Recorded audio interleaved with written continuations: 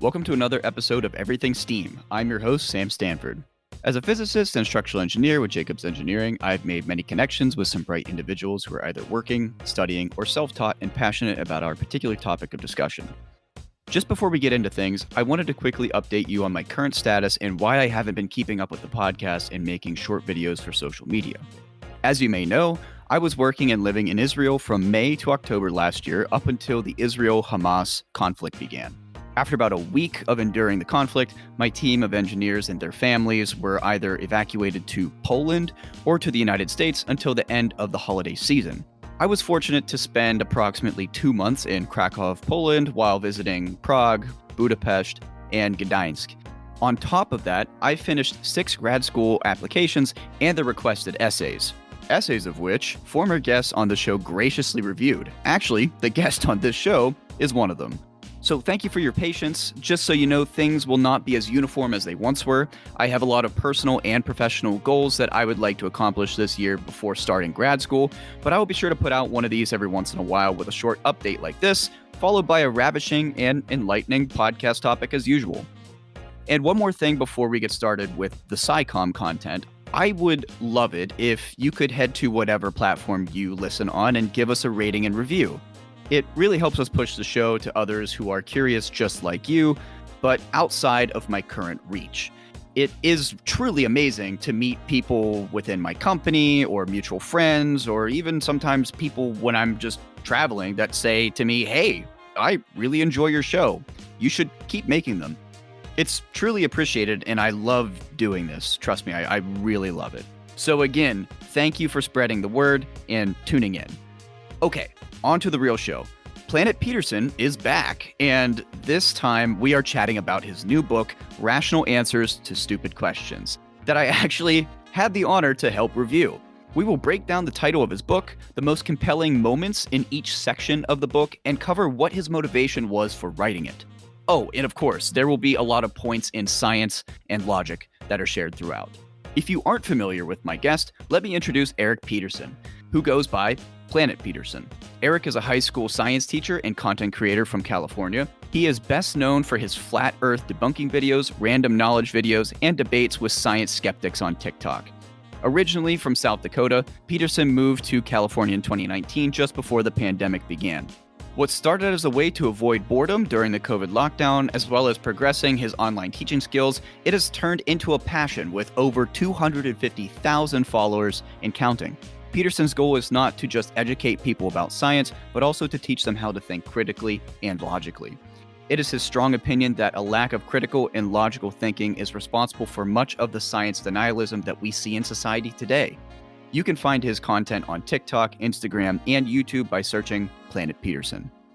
So now that you've been introduced or reintroduced to Eric and the topic of this podcast, we are going to head into the first segment where we plan to talk about Eric's new book, Rational Answers to Stupid Questions. Enjoy. Eric, welcome back to the podcast. How you doing, man? I'm good. It's been a while. Yeah, it really has. I really haven't been science communicating as much as I should be in the last couple months, but I'm really happy to have you back on the podcast. Aren't you supposed to be going on like a bachelor trip or something this weekend? Was that the plan? Those plans kind of blew up, but that's what happens. Go.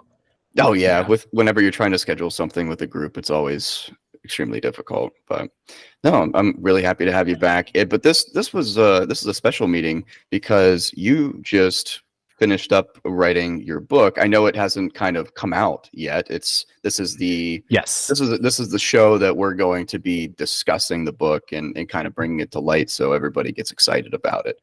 I have the 0th edition before it's like really official or anything, but Rational Answers to Stupid Questions, debunking the arguments of flat earthers, creationists, evolution deniers, and more.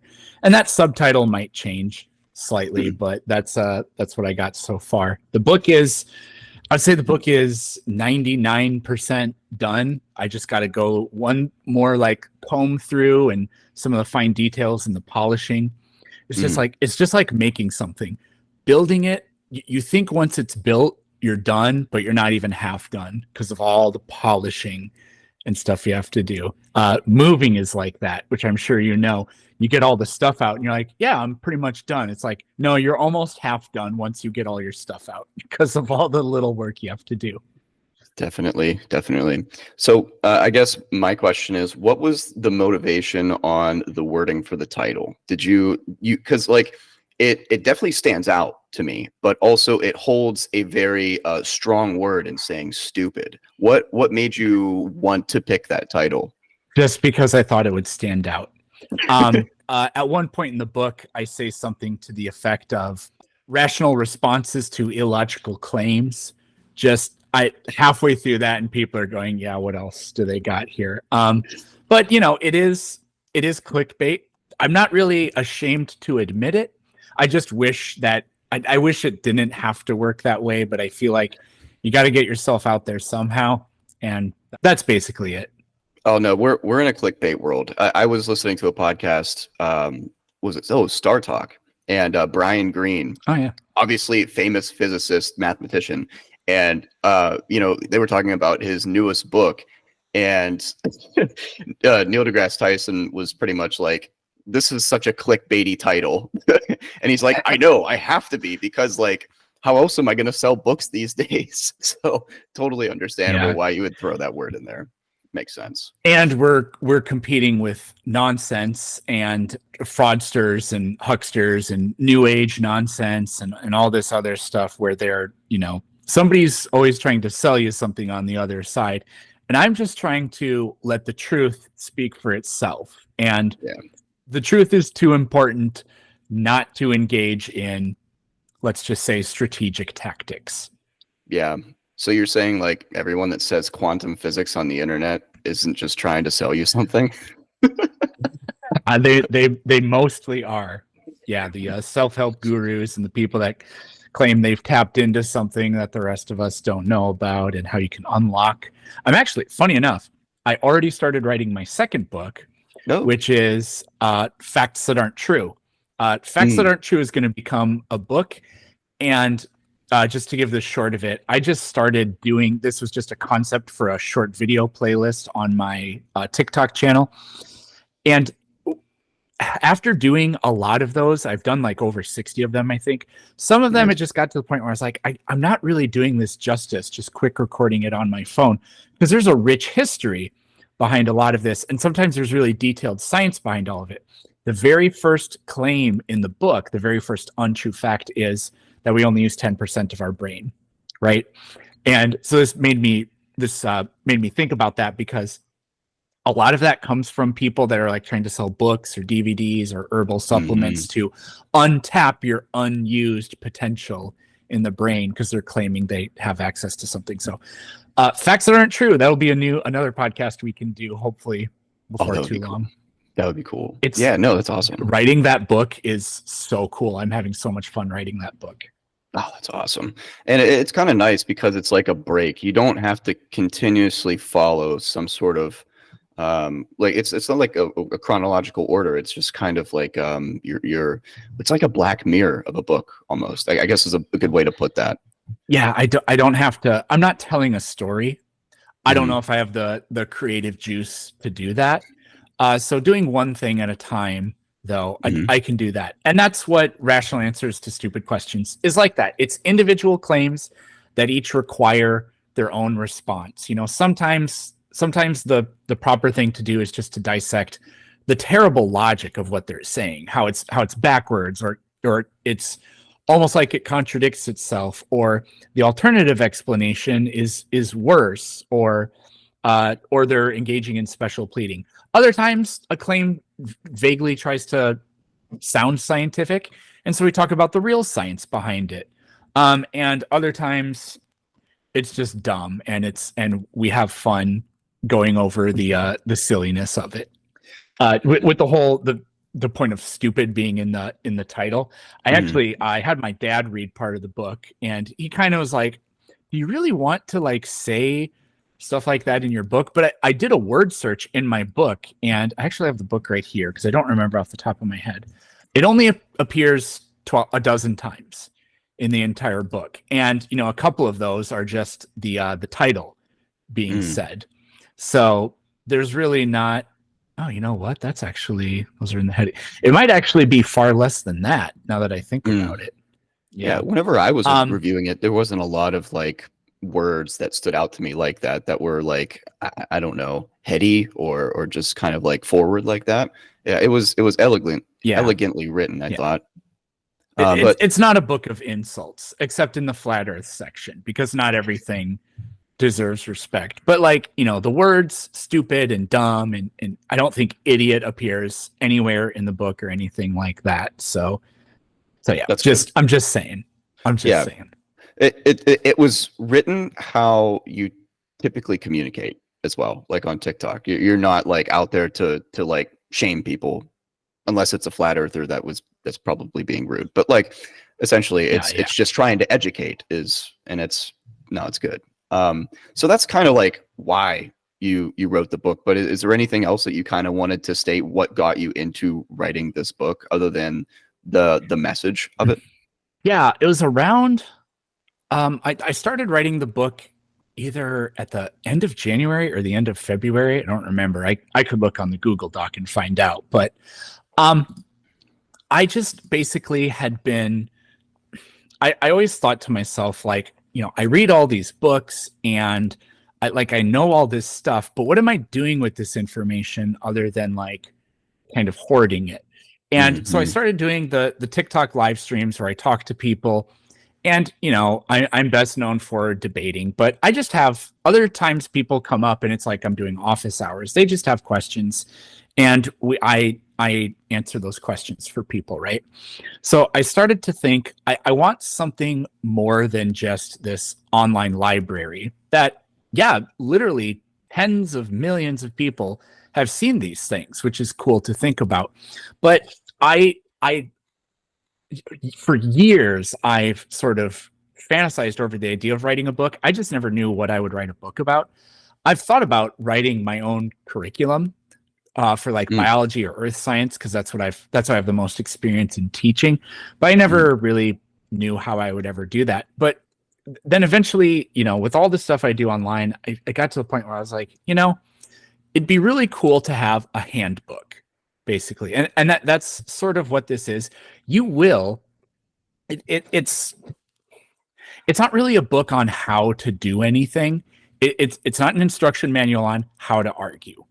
mhm. It's also, I wouldn't call this a science textbook either. It's not a book about evolution or astronomy or science or the Big Bang. It's not a book about those things. But you will learn, although you might not learn how to argue, you'll learn what not to do because Yeah. I do the best I can to try to point that out. You'll learn a lot about evolution. If you don't know much about evolution, you should learn a lot by going through this because in order to figure out and discuss why this claim like genetic entropy, which I could talk forever about, why this is false is because of the basic tenets of natural selection and how it works. So you will learn tons of science in this, but it's not a science book, I guess I would say. So I I thought it would be interesting and entertaining to read. I get to express myself because, I have a sense of humor. I think that's why a lot of people watch my stuff. But, I'm knowledgeable too, but I did so much research in order to do this book. I think I have 146 citations in there, which I think is a pretty decent amount. So, yeah, for anybody that's curious or interested in just like the absurd humor of flat earth theory because that's interesting to learn about, or Mhm. I believe in evolution, but i I don't maybe necessarily understand it all that well. This book could work for you too. If you're just passionate about science in general, this book will work for you too. So it serves a lot of different purposes, but basically I just wanted to turn what I do online into print. And Yeah. for many different reasons, anybody could pick this up and have fun reading it. Yeah, I agree. It's something that's like communicated literally in a science communication way, not in like a science way. And it's definitely something that you can breeze through and learn things. It's not like it's in depth in its moments, and I think that's important. It's not in depth fully, and I like that. It's readable. It's a good way to put it. Yeah, the thing is, this is sometimes a really bad question has an extremely intricate answer. And that happens in here a lot. Sometimes what you're saying just literally isn't true, and there's not a lot to say about it. But other times, no, like bad questions can have really interesting answers. Yeah, agreed. Randomly, I was just in Germany and Poland in the last couple weekends, and I was talking to some people about the education system in both of those countries, and what the U.S. education system is kind of like and how it stacks up. And while there are conspirators, just all over the place in like wherever humans reside. It's funny what people believe and what people don't believe in different areas. To me, and I still will stand on this hill, that science education in the U.S. is probably lacking. I mean, the numbers are there to kind of show, versus certain developed countries like Poland and Germany. We're not anywhere near the top in terms of our science literacy. So I feel like this book is a good way to kind of point fingers at that and show like, hey, these are either common occurrences of things that you've witnessed in your science communicating career. And it's good to kind of bring light to that so people realize where our science education has kind of failed in some aspects. Other aspects, it's kind of cultural. It's, how people were raised or their own conscious experience and stuff like that. So it's very multifaceted, but it definitely points fingers at that sort of failure. Yeah, no, I guess I agree. I've learned so much more about like literally the way science works. And, I have a degree in biology, but I took one class on evolution, and I wish I could talk to me from the past, because me from the past didn't actually know that much about evolution. I know so much more now because of countless hours of YouTube videos and a lot of the books I've read. So yeah, this book serves for anybody. Like I kind of already said this, but like anybody that wants to know more about like the way science works, evolution, some stuff about genetics and the Big Bang and geology and paleontology, you can learn a lot by reading this book. Yeah. So what are the most surprising things that you learned while writing this book? I'm just curious. I quote the Bible a lot, which is kind of funny. A lot of it is like in the flat Earth section because they're kind of obsessed with that. But by far the source that I cite the most is the National Institute of Health or the National Library of Medicine. They're like the same thing, but I went to that source so much for everything because they actually publish scientific papers. So it was extremely relevant.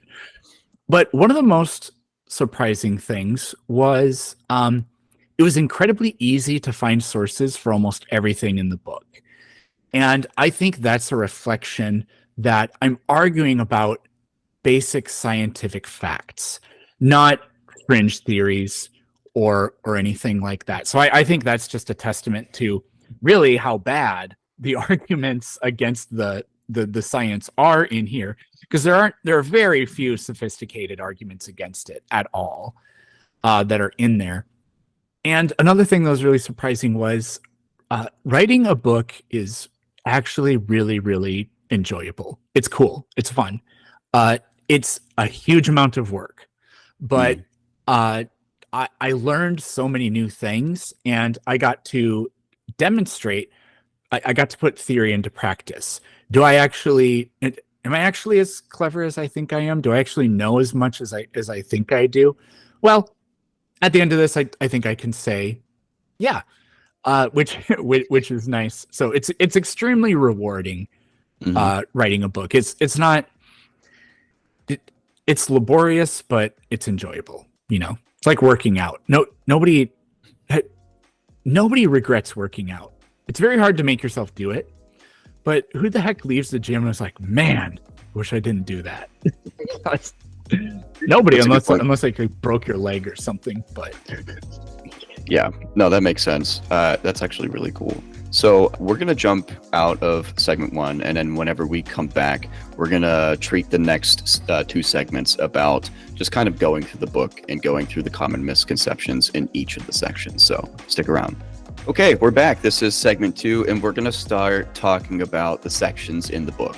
And for this one, we're going to talk about the evolution section, the Big Bang section, and then science in general. And then we'll transition to some of the more, in my opinion, the silly aspects of the book, where we talk about young Earth and flat Earth. But let's start talking about evolution, because that section kind of stood out to me. And one thing that I said before, I guess when we were in break, is that, like, for me, for my personal statement, I went to a school a high school, we'll just say, that never taught me evolution. I didn't learn evolution until I was in university on my own.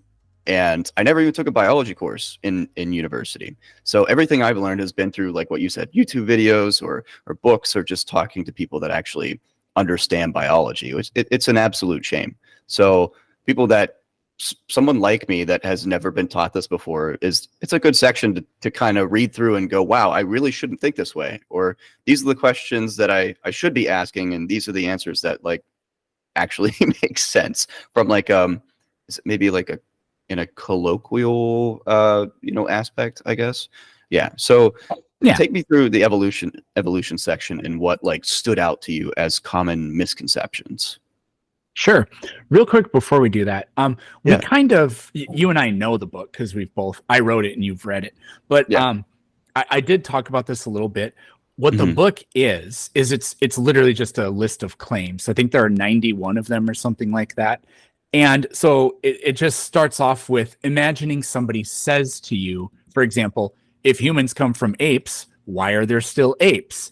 So what I do is, claim, if humans come from apes, why are there still apes? And then, it's the written out formal response to it. So that's like the structure of the book. And I know we kind of hit that, but the reason, as we go through these sections, just the way you want to think about it is, it's just a list of things that people say, claims and whatnot. So anyways, the evolution section is, I don't know percentage-wise exactly, but it's probably about 35% of the book, maybe 40% of the book. It's because evolution is by far, I thought, if humans come from monkeys, why are there still monkeys? I thought that was sort of the bait. I thought that was everybody's problem with evolution. And I was just, after doing this for several years, it's amazing how many just wrong arguments against it there are. The stuff that people come up with is pretty shocking. So, like I said, this is by far the biggest part of the book. It's also the thing I'm probably most knowledgeable of, so that's probably why it's also pretty big too. But the sort of big, without reading the book or giving too much away, the big things in there. So the major issue is that the people that say the claims that you hear in this book, they don't know what evolution is. I mean, they just absolutely don't. Because they demand things that evolution does not claim, which normally we would call that a straw man argument, but they're unironically doing it, meaning they don't realize that what they're saying is so silly and fallacious. They actually think this is the actual scientific stance. So, for example, people say things like, show me one example of a dog turning into a cat. This theory of evolution has never said that something like that can happen. Not in the way they're claiming. First of all, being related to something doesn't mean you came from it, right? There's one part in this book, one of my favorite quotes by me in the book is that people say, well, we're also 50% the same as mushrooms. So does that mean that we come from mushrooms?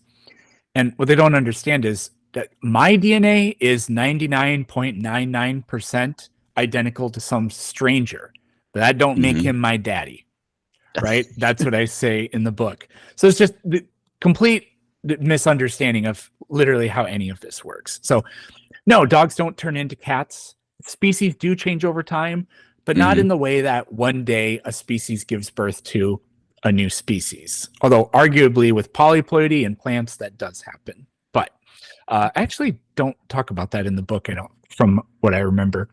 So that's one thing.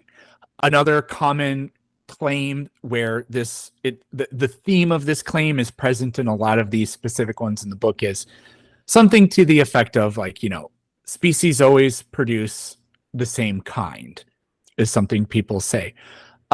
What's funny is that's exactly what evolution says. Every species that's ever born is the same species as the generation that produced it, whether that's one organism, as like through asexual reproduction, or two, as through sexual reproduction.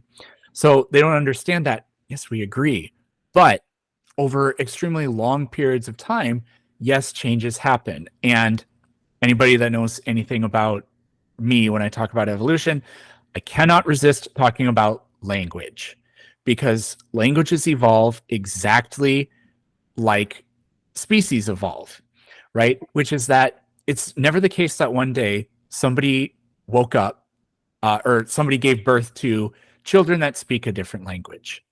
That just does not happen.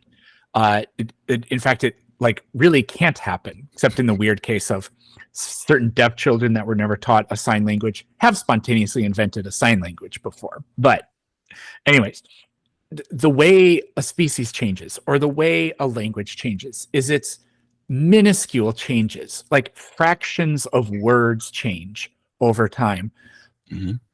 Fractions of genes change over time. It's just changes in alleles. Maybe a new allele pops up through some sort of random mutation of a pre-existing allele. A new form comes up, or the allele frequencies change, or a gene gets duplicated, and then slowly over time, that duplicated gene, the original one is serving a purpose, the duplicated one slowly changes until it has a new purpose.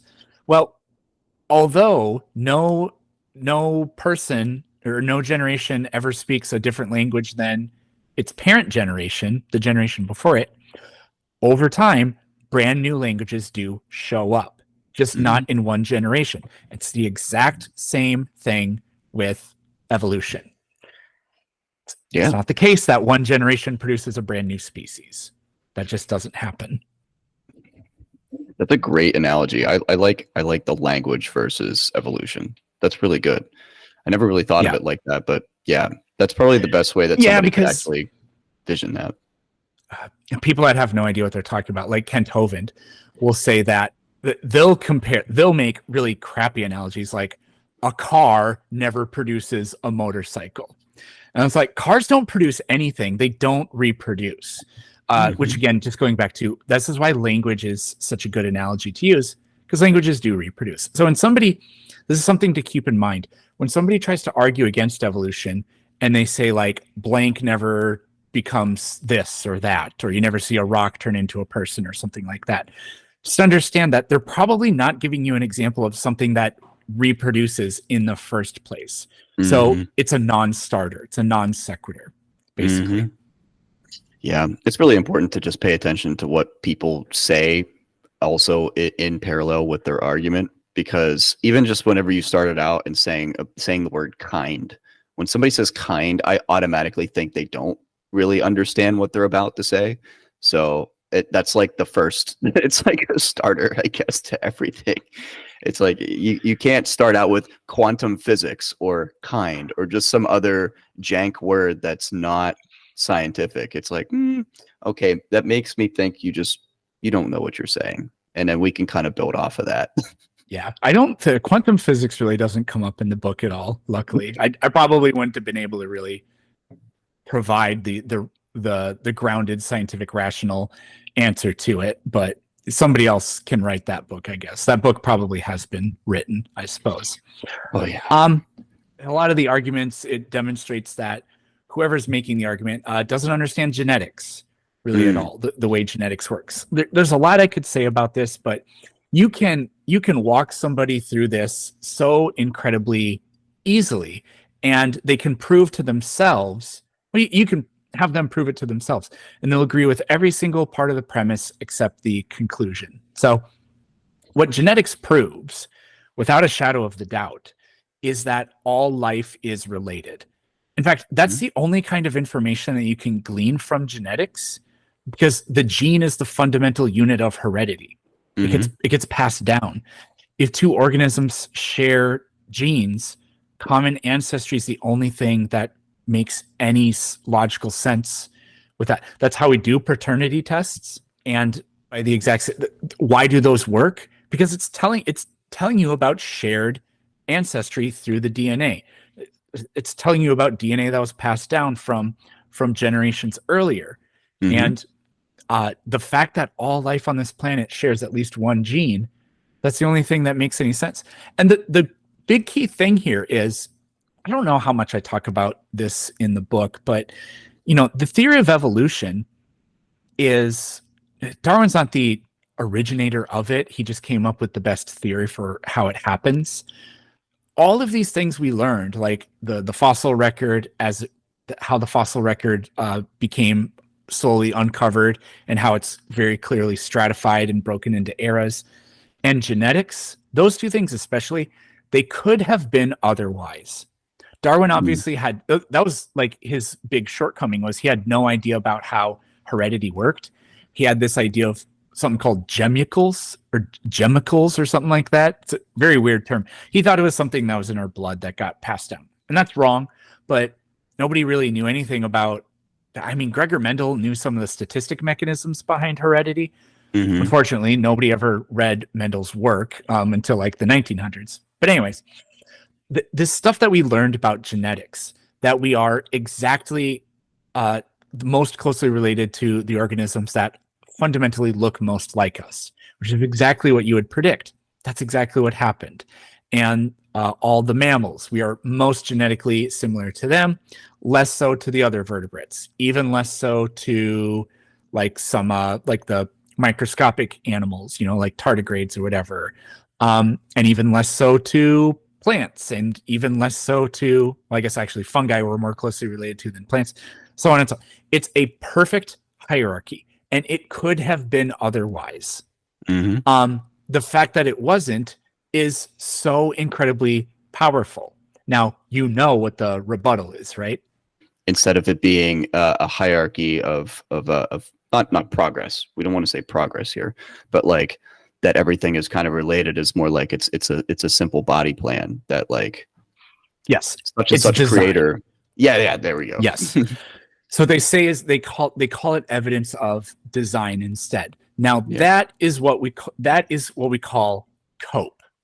Okay, that is just that's copium. Okay, because just saying that that could be evidence of design, that's a post-diction, not a prediction. That had to be conjured up out of nowhere because there's no choice. It's also a completely useless argument. I'll talk more about this later. How, like, if you say it's designed from a designer, that actually has the power to explain literally nothing at all. Well, it could explain anything, which is why it explains nothing at all. Now, that sounds weird, but I'll talk more about that later on. I'm not 100% sure. This may be the longest section in the entire book, but it's when genetic entropy gets brought up. And genetic entropy, the Grand Canyon, and the flood, those are the longest sections of the book. I looked into each of them because I wanted to know what's the biggest section in here. I don't remember the word count off the top of my head, but genetic entropy is, you can go on the John Stanford, I think is his name. You can go on his website and read about what he thinks it is. But genetic entropy is just the idea that mutations are boogeymen. Mutations are always harmful, and they accumulate in the gene pool. And so life cannot be ancient because as you accumulate mutations which are harmful, which basically turn into random noise, or they're just deleterious, then all populations will fail. So it's this very, very bad system of arguments for how life on this planet must be. What he specifically claims is we come from a original pure stock, free of any mutations.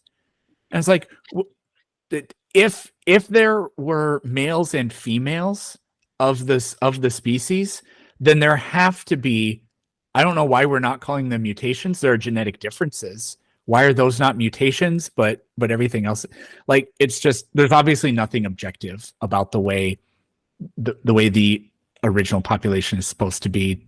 It's a cruel thing, even from like a sociological standpoint. You're like saying that people today are lesser than the ones prior. It's like, oh yeah, that's terrible, man. Yeah. Sanford he's actually a geneticist, which is so incredibly weird because he just blatantly ignores that natural selection is even a thing. Because if you have a reproducing population, and in the book I talk about actual scientific experiments that prove that this isn't true, because you can look at a population of like bacteria or yeast or whatever, and you can prove by sequencing their genome and looking at the way the population grows, you can prove that the mutations aren't mostly bad, but you can also prove that it doesn't matter because of natural selection, right? So what natural selection teaches us is that you have a wide range of genetic variation within your population. Certain allele combinations, certain genomes, I guess we can say, are more successful in an environment. This is what fitness means. So they're better able to reproduce. So those individuals with that genetic composition reproduce the most. And so further generations are going to reflect those strong genetic characteristics from those that are better able to reproduce. So it because natural selection exists, it actually doesn't matter if they're mostly harmful. The only way his argument can work is if all mutations are always bad. We know that this isn't true. We have, again, in the book, I detail some very cool experiments that prove that that's not the case. Or the other way it could work is if, well, it's only most mutations that are harmful.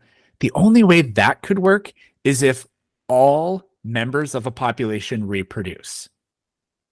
Because then you're guaranteeing that the harmful mutations continue being passed down. Now, there's a case where that can happen, like with bacteria.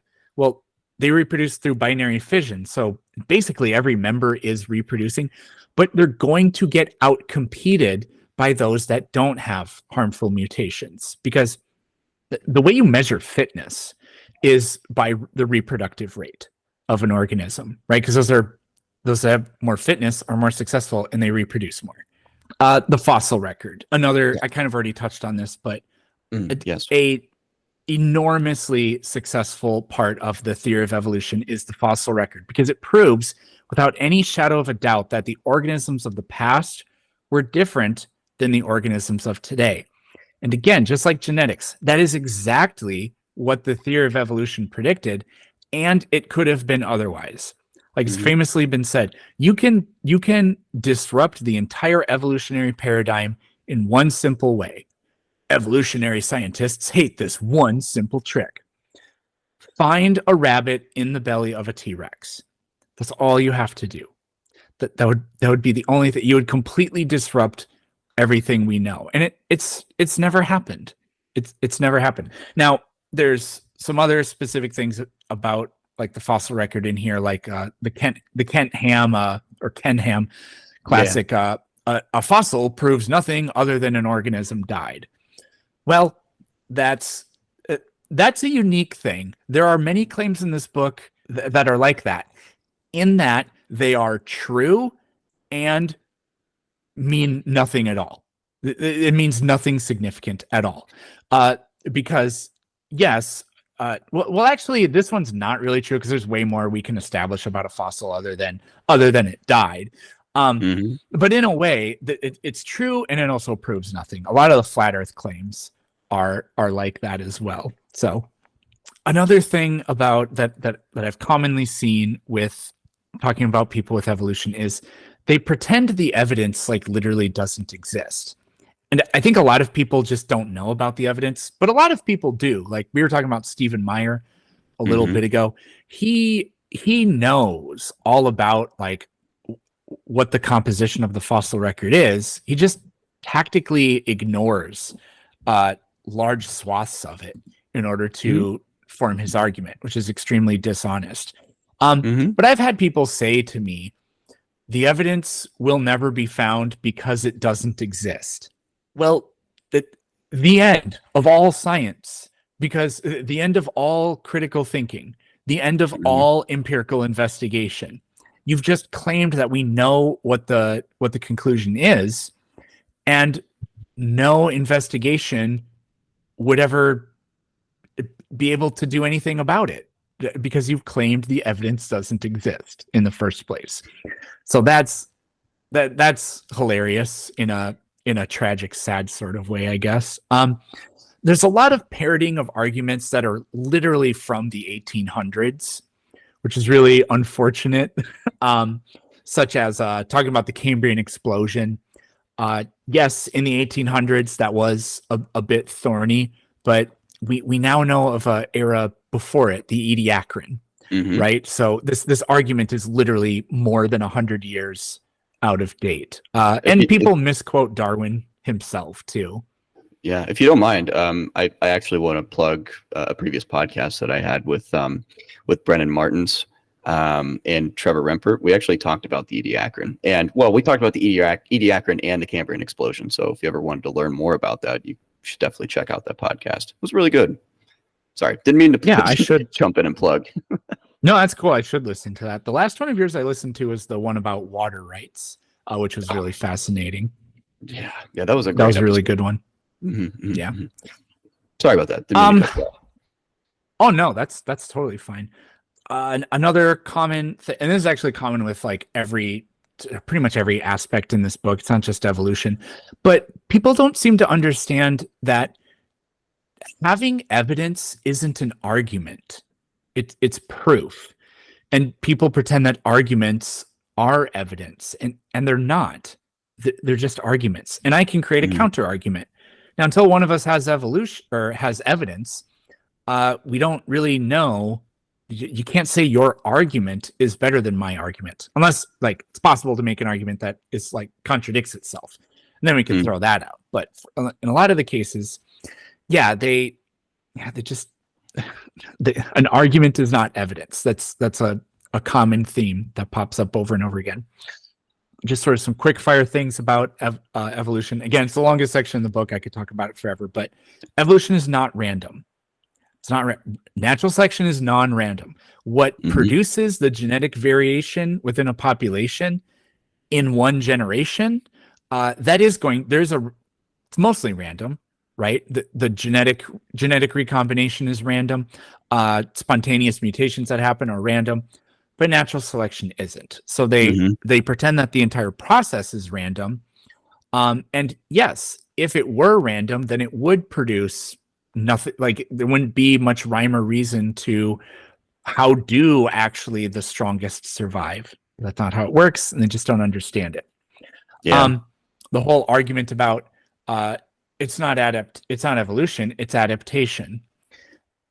Adaptation is not a thing that happens. You cannot an organism acquires its adaptations by evolution happening. It's so incredibly ironic that people say that. Another common thing is microevolution versus macroevolution. Saying macroevolution doesn't happen is not a good argument because, again, it's actually a straw man because scientists don't think that macroevolution happens, right? Now, I already did the language analogy earlier, so that's going to cover how large changes happen over long spans of time without macroevolution ever happening in one instance. But only couple more things on evolution. Yeah. Again, in order to commit yourself to denying this, you have to make many arguments, and a lot of them contradict themselves. So, for example, we just went over how they say that evolution is random. Well, they claim that evolution is random, but then they also claim that evolution is non-random. So they say that evolution is non-random, but then they also claim that evolution is random. So they say that evolution is non-random, but then they also claim that evolution is random. So they say that evolution is non-random, but then they also claim that evolution is non-random. So that evolution fails to achieve the goals that evolution must have. Right? Now, this I didn't realize this until I started writing the books. But they say, why aren't other animals turning into humans if evolution is true? But first of all, there's a whole separate discussion of why that would happen, which I do talk about in the book, which we won't unpack here. But are you telling me it's both random and it has goals? Yeah. I mean, you cannot argue those two things at the same time. People also argue, I do this in the book, why aren't other animals smart like we are? I have a very interesting take as to are we actually all that smart? So there's that in there. Egotistic. Why has no animal? Yeah, if evolution's true, then every predator or every species that is prey should be able to fly because you can get away from predators that way. It's like a dumb argument. It does. Evolution's all about good enough, not like what could make you literally not like what could give you a 100% survival odds every single time. That's not what evolution does. But yeah, you're telling me why doesn't evolution have goals and it's random at the same time? It's so dumb. And then there's the final thing is like abiogenesis. That's not evolution. It's a different process. It operates under different like natural laws. But the only I don't talk about abiogenesis very much in here because it's so bewilderingly confusing. But one of the main points I make in here is that literally nothing about life is miraculous. The basic chemistry of life is totally known. And if it were miraculous, it couldn't be known. You cannot scientifically describe magic or miracles to me. You cannot. And so is that supporting evidence of abiogenesis? I think it's extremely strong supporting evidence of it, because why would the origin of something be fundamentally different than its operation? Yeah. So at the end of the day, there we are. Yeah. Sorry. You want to talk about the Big Bang? So the Big Bang section is one of the sections that I really enjoyed reviewing. That was a good section. So tell me about some of the misconceptions in that section. Sure. This one will be far more brief. Basically, all the other ones are much more. Well, I have a lot to say about young Earth creationism, but the Big Bang. People want to. They demand that science answer for the crime of claiming that the universe came from nothing. Which again, science has never claimed that. Science has no opinion on what nothing could even possibly be. For all science is concerned with, there is no such thing as nothing. So the Big Bang has never been that, and so we don't claim that. Science also really doesn't have much of an opinion of what made the Big Bang happen. I mean, there are some I do talk about in here where perhaps the universe existed in some sort of weird quantum state before it began to expand. And that could be the origin of the Big Bang, I guess. But what people are really demanding is, where did the universe come from? We don't know. You don't know either. And I'm not trying to tell you that I do have an answer, but you are. And yours isn't based on any science, of course. Something really interesting. And I need to talk to Blitz or somebody about this and see what they think. But in a YouTube video comment I saw today on one of my videos, somebody said space-time, because the person was arguing space-time began to exist. Well, that doesn't mean, and I've always kind of thought you don't know that, or you don't have any evidence of that necessarily. But actually, even if space-time began to exist, yeah, before the universe began to expand, there may not have been any space-time, but that doesn't mean that the universe was produced from something that isn't a universe. It's just that it changed states in such a dramatic way that it evolved into something else, right? So I just thought that was really interesting. I was like, oh, I'm gonna bring that up next time. The classical approach is, the classical approach to it in classical mechanics is that yes, space-time started at the moment of the beginning of the Big Bang model. that Yes. could be something completely different based on what we think happened prior to the Big Bang model start, but we don't really know that. There's a lot of ambiguity there, and a lot of that physics that needs to be done for us to make any sort of claim about space-time. Yeah, I mean, the universe at this point has heavy elements in it. It didn't right away. And that's not because heavy elements came from, we're not deposited into our universe from outside of the universe, right? And so that's what I thought was interesting about the claim. Even if space-time began to exist, much like uranium atoms began to exist at one point, that doesn't mean that we must that doesn't mean that we're now stuck with trying to account for where the universe came from. Saying space-time began to exist is not the same as at one point the universe didn't exist and now it does. Right. At least not necessarily, certainly. So I just thought that was really interesting.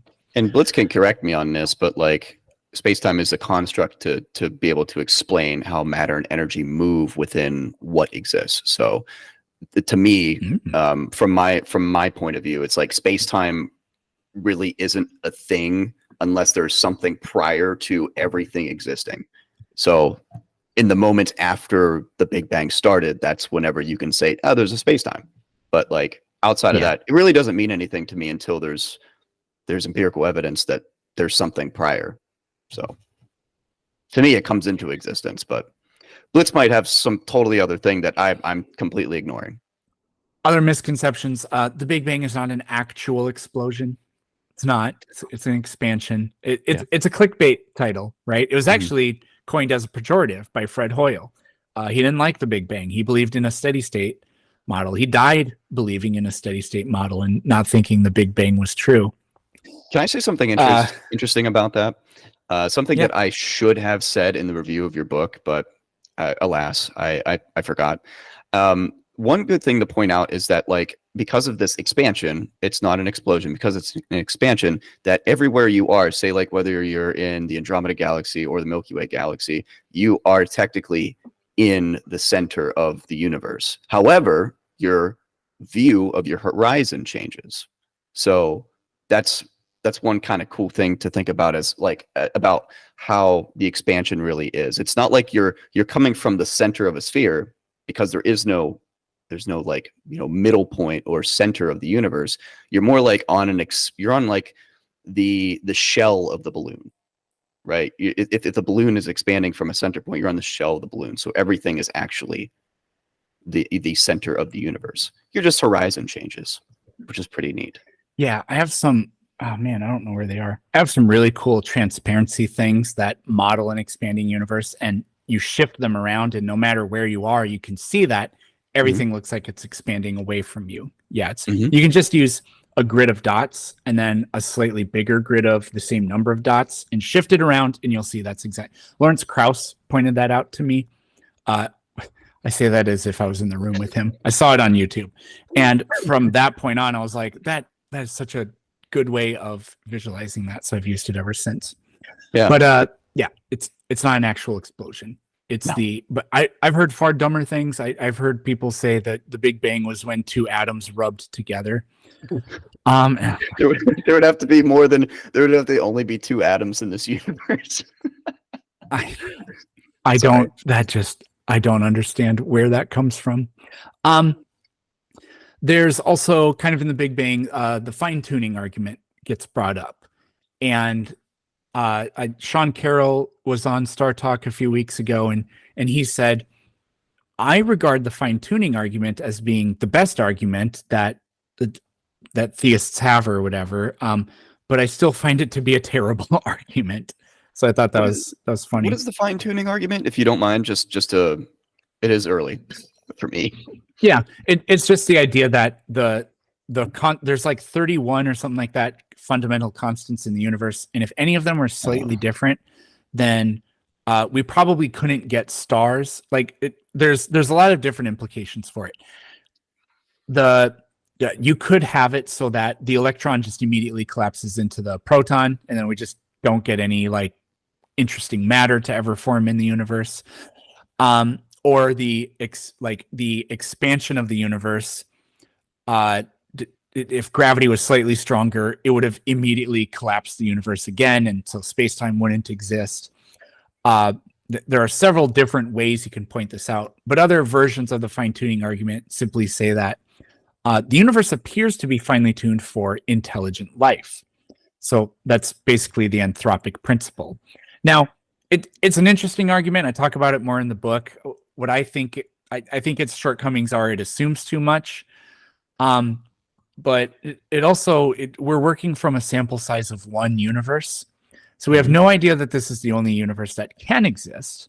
Exactly. So is this universe actually, all that special? So then kind of like the ironic thing that I talk about in this book is, if the universe is finely tuned for intelligent life, then where's the need for some sort of creator that made the universe? Because life would just be an inevitable consequence of the way the universe is structured. So this immediately nullifies all of the arguments that necessitate a miraculous creation for life, at least. At best, all it gets you to is deism. A God creates the universe and then sits back and everything unfolds the way it does because that's how the creator set up the universe. So yeah, I guess I don't know. For me, it's just an extremely egotistic argument from the point of view of a human. That's the only way I can think of it, because a lot of it's just stuff that we've kind of constructed to be able to explain the universe that we're in. It's what we're given. However, it might not. There's things that still haven't been fully explained, and it's the relativity of wrong of how we're interpreting our universe. Like, we have mathematics to say that, well, technically it could also be, we could also be living in an anti-de Sitter space, which is a negative curvature universe, but we're living in a positive curvature universe, and we can't really fully explain how general relativity and quantum mechanics kind of come together. So it's just a lazy argument, and I think that's where Sean's like, it's the best argument, but it's he probably would also say it's egotistical. Same point. Off my soapbox. The last thing about the Big Bang that I really want to say is the Big Bang is also not random, right? So people say so you think some random explosion happened and that produced human beings? That's impossible. And it's like, no, the laws of nature are not random. They don't operate randomly. If that were the case, it would be impossible to do science. It'd be impossible to do any kind of empiricism, because anytime you try to investigate something, it'd be different every time if things operated randomly. We would literally live in a TV static universe, because television static is basically total randomness, funny enough. And this kind of goes back to what you were just talking about, the egotism or whatever. Humans have teleology. We have reasons for doing things, right? But we insist that the universe must also have a teleology. When no, I mean, the universe is vast, mostly empty, cruel. It hovers between unbearably cold and unbearably hot, and so there's nothing in the chaotic structure of the universe that tells me anything miraculous is responsible for it. But but also at the same time, it's not random. The reason things happen in our universe is very much non-random. Yeah, agreed. I don't know why, but just for some reason, the anthropomorphism just popped into my head with it's like, oh, the photon doesn't experience time, so whenever it gets emitted from the sun, it hits your buttocks on the beach, and it never had a chance to live. It's like, well, but photons are a photon. It doesn't have consciousness. It just gets emitted and hits its target or whatever, and that's it. There's no. It's the same thing with stars being born and stars dying. There is no born or dying. That's just kind of I don't know, projecting the human experience onto an object, essentially. Yeah, Richard Dawkins calls this the tyranny of the discontinuous mind.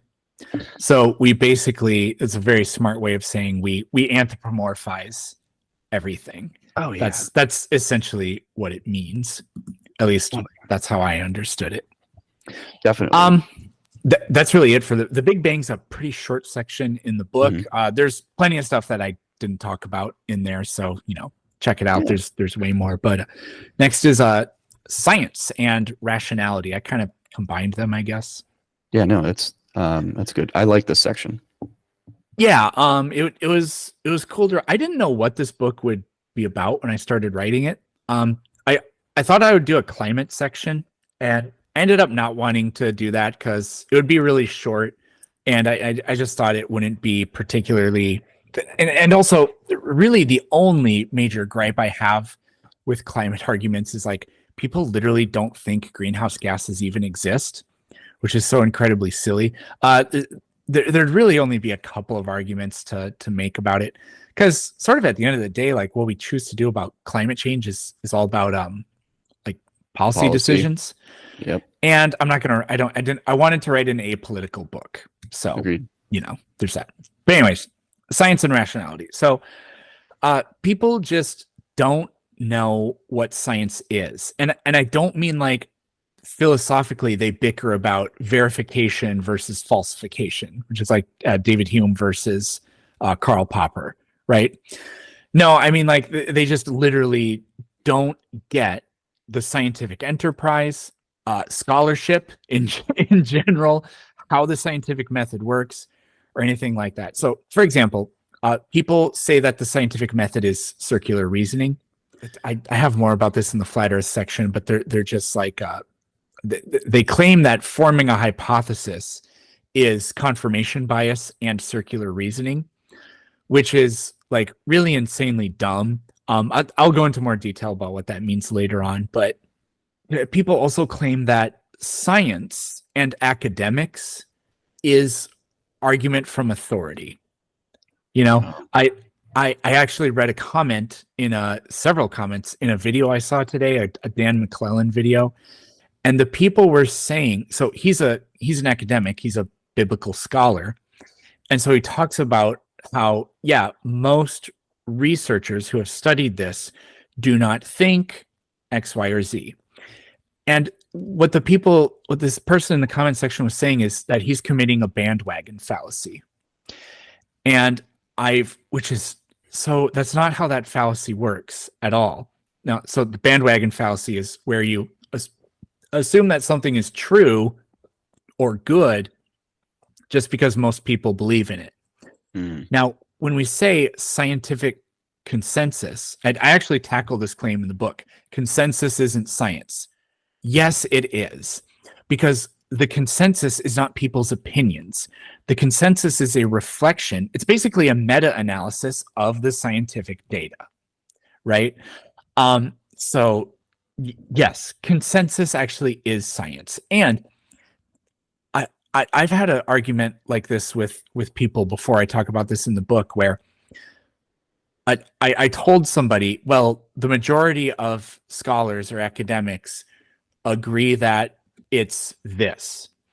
And the person's genuine response was, I can find certain people who say otherwise, therefore your claim is irrelevant. And I was like, look, either of us could be wrong. That's always a possibility. Science is open. Science is fundamentally skeptical, right? We don't assume any conclusion in science is true. That's why we keep experimenting, right? However, if and I kind of talk about philosophically what science is designed to do in a lot of different parts in the book, but it's not about the absolute truth. What it's about is, what is the best way to inform us of what the truth likely is, or what it at least smells like, right? Mm-hmm.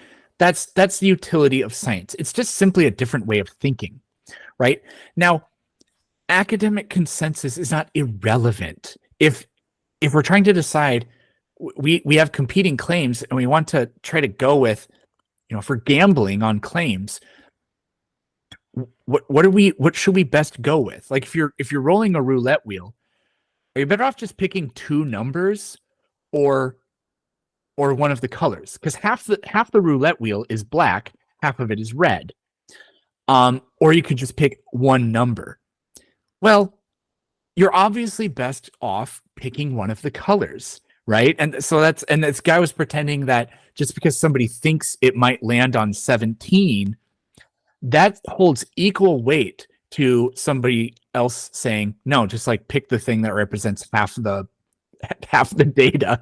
And it's just, it's so that's just a failure of even knowing how to think on that one. So I kind of talked about this earlier. People just don't really get what counts as evidence. Science has evidence. The other people, all anyone else has are just arguments, right?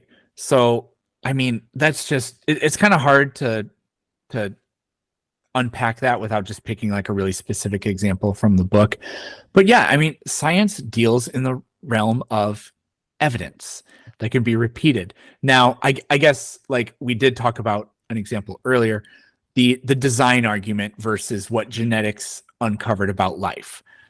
The other thing is literally just an argument, and it's only designed to try to bolster previously made arguments, which were formed in the absence of evidence. But science actually has evidence. So, so there. What I also see is a lot of people unironically argue from ignorance, right? And this happens with a lot of specific claims. I talk about it in the science section, but any proposition, you don't assume that a proposition is true until it is proved false. Now, like an exception for that may be like some a priori assumptions, like about the way we actually do logic or do science in the first place. But that's an interesting side conversation. But we don't assume that somebody's argument is true until it's proven false. And somebody makes an argument, right? I think blank.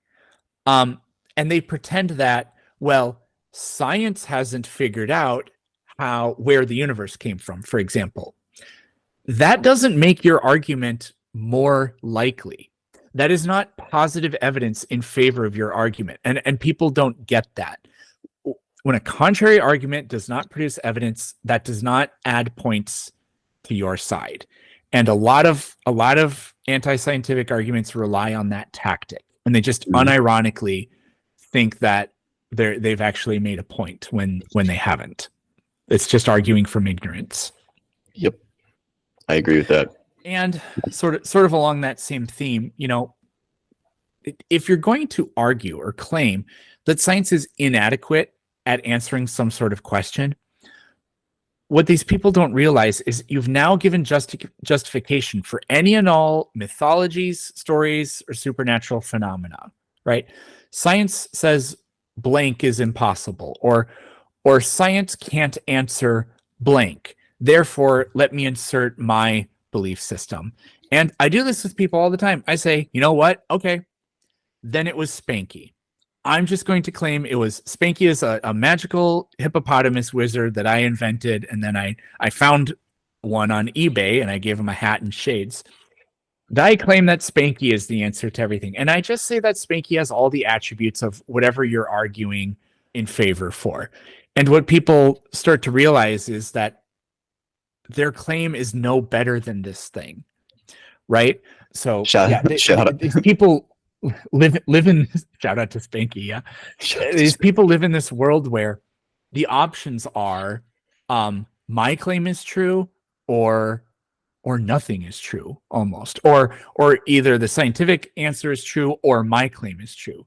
It's like billions of people have millions of beliefs. Okay, it's not just it's a false dichotomy is what they're presenting us with, I guess. So there's unfortunately something really deep about that, though, with how people want to be right to kind of, I don't know, stand out in a crowd. Also, there's that also tribalistic standpoint. It's like, well, I mean, if you don't believe me, then hit the road. If you're not in my, if you're opposing my tribe, then I don't want anything to do with you, kind of a deal. So it's funny how that shows even today. Of course, we haven't escaped that as like a society. I don't remember what movie this is from, but it's My Way or the Highway, right? Yep. Maybe that's like a James Dean movie or something. I don't know. Or as George Bush eloquently put it, you're either with us or against us. Yep.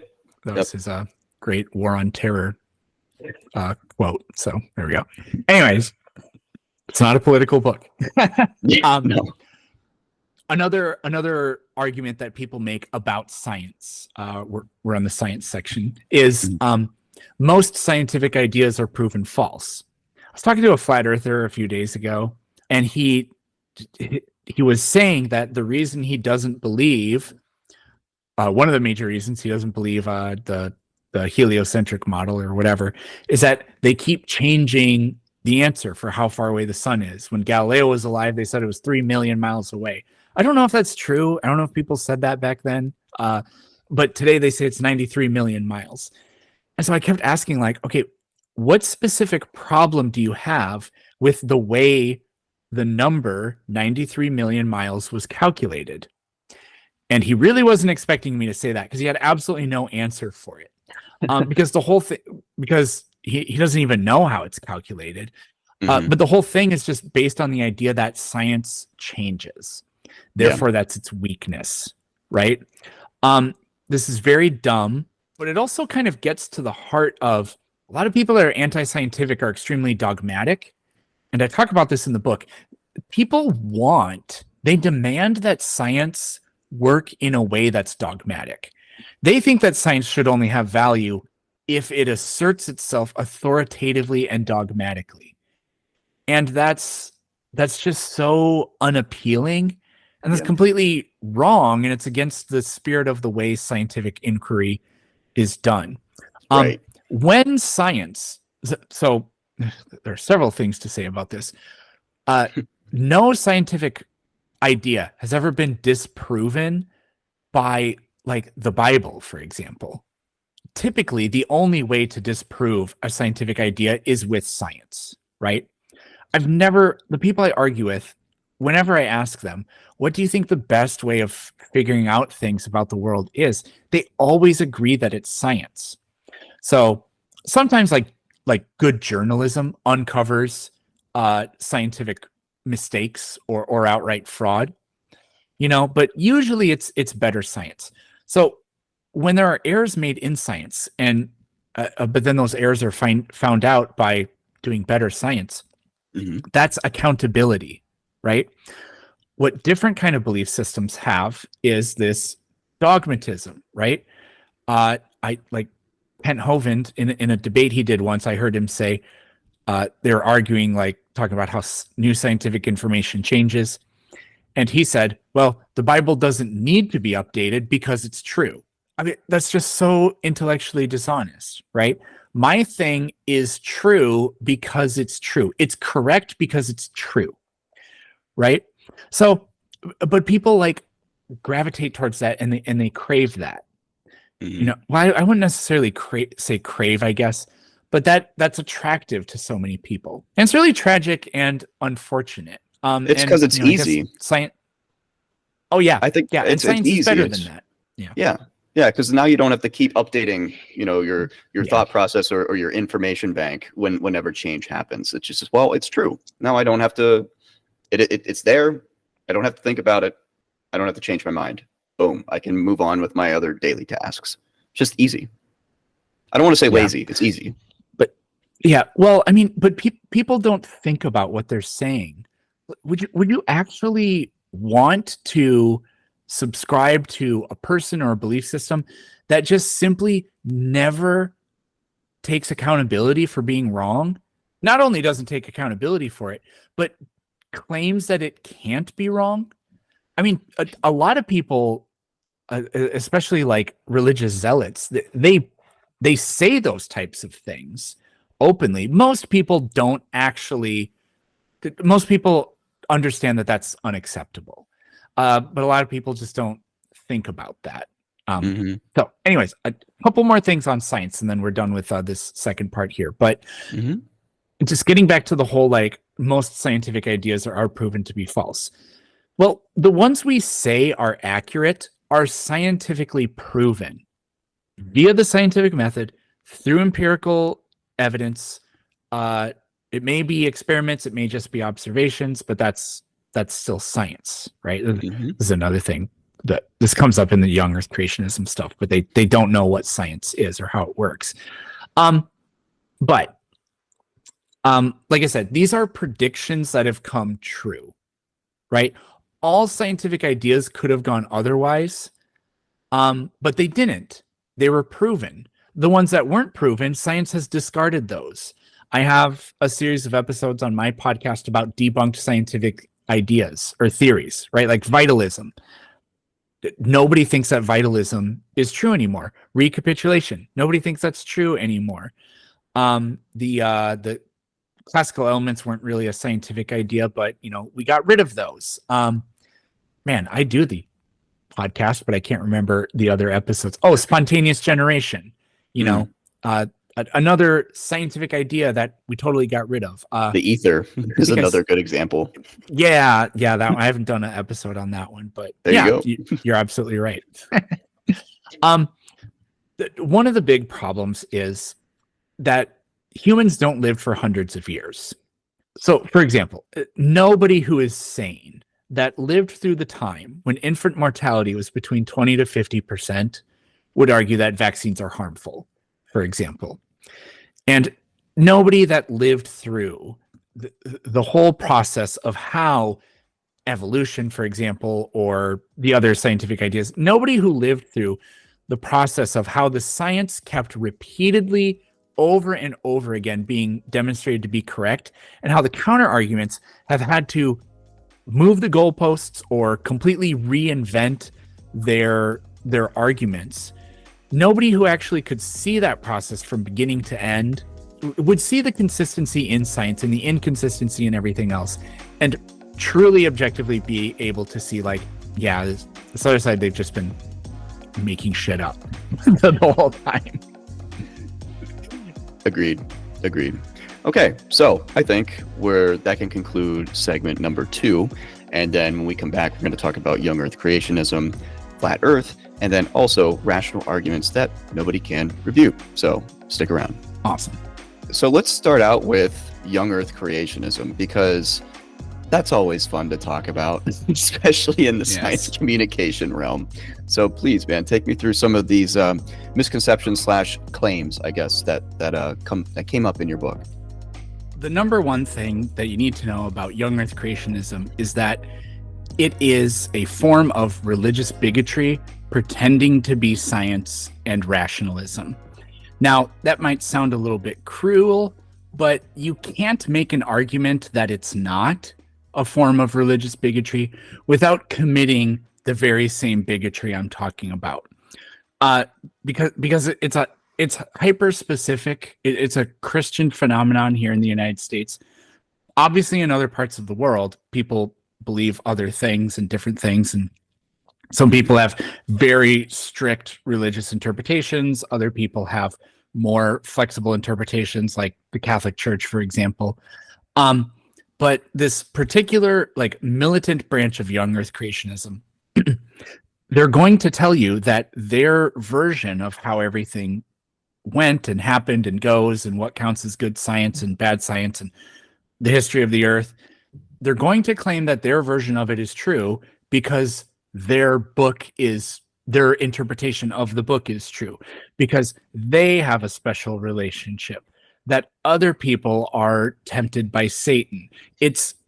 You can't call it anything other than bigotry, which bigotry is just like an unreasonable attachment to a particular set of beliefs. Now, I talk about in the book about, I'm not going to spell it out here, but like, science is not like, so I'm a person sitting here telling you that they're wrong and I'm right. Is this bigotry? Well, it's not bigotry, because scientific information, you cannot argue that you have a unreasonable attachment to scientific information. That's just simply silly, because these other arguments are based on logical fallacies. I actually list like 31 logical fallacies at the end of the book for people that just have an index for. But science isn't a bandwagon fallacy. It's not an argument from ignorance. It's not an argument from authority. It doesn't engage in special pleading. All of the the logical sins that are committed to make these counter arguments, science doesn't do that. From a scientific worldview, saying that young Earth creationism is wrong is not bigotry. So there. Just to unpack more, I mean, their claims are justified by claiming that their version of Christianity is true, right? Or they'll engage in circular reasoning, like they'll quote Psalm 119, 160, which basically says the word of God is true. So we know that Earth isn't billions of years old because the same book claims that it's true. That's not an argument. I mean, it's a circular argument, but I think you know about this, but I have a book. This book is true. There, that proves it. I mean, that is unironically what they are doing. So I'm so glad. This is the first book I ever wrote. It's only a couple of pages long, but this was actually my first book. Rational Answers to Stupid Questions was my second book. But I wrote this book just to make a point, and that's the point. I love that. So, anyways, I talked about this earlier, but when we were doing evolution, I think it was, the problem with appealing to a God of infinite power and ability is that actually explains nothing. Now, that probably sounds off because I'm telling you that this God has infinite powers, so it explains nothing. Well, here's the problem. That creator, that God, could have done anything, and we find that they change their narrative all the time to say, like, for example, the intelligent design, or like the genetics is the hallmark of a creator, right? Because that creator God could have done anything, it means we have no idea what this God actually does or thinks or wants or anything, because it could have been anything. Now, if this still doesn't make any sense, if you still don't believe me, ask a Catholic what their God does, thinks, or wants, and then ask a Protestant, and then ask a Baptist, and then ask a Mormon, and then ask a Seventh-day Adventist, and then ask a Calvinist, and then ask a pagan, and then ask a Jewish person, and then ask a Shia Muslim, and then I think you'll understand what I mean. They all have sometimes slightly, sometimes significantly different answers to what that God thinks, does, wants, etc. And so it literally can't explain anything, because these people's claims, or ask Spanky, right? Because all of these claims are just as good at this, at contributing to epistemology, which is to say they're all equally bad. Sorry, Spanky. So that's sort of the setup. But so like young Earth creationists, I mean, they live in a different reality. And so they have to create just such bozo things that are funny, but also just mind-numbingly. Young Earth creationism actually sometimes almost makes me angry. I say in the book, when you talk to a flat earther, that's annoying, but it's kind of entertaining and it's kind of cute in a way, because they're just, some naive conspiracy theorist, for the most part. But what I say in the book is talking to young Earth creationists oftentimes makes me want to do a cannonball into a wood chipper.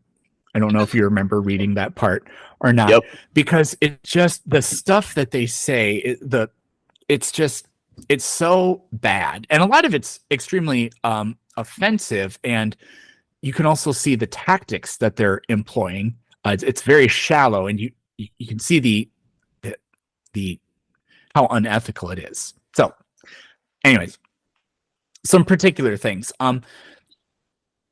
Before I do that, I want to make sure that I mention this. I want to say that there is some good in it, because I think young Earth creationism creates more religious skeptics than anything else. Yes, it's extremely effective at brainwashing a lot of people, but those were people that are deeply committed to that kind of thing in the first place.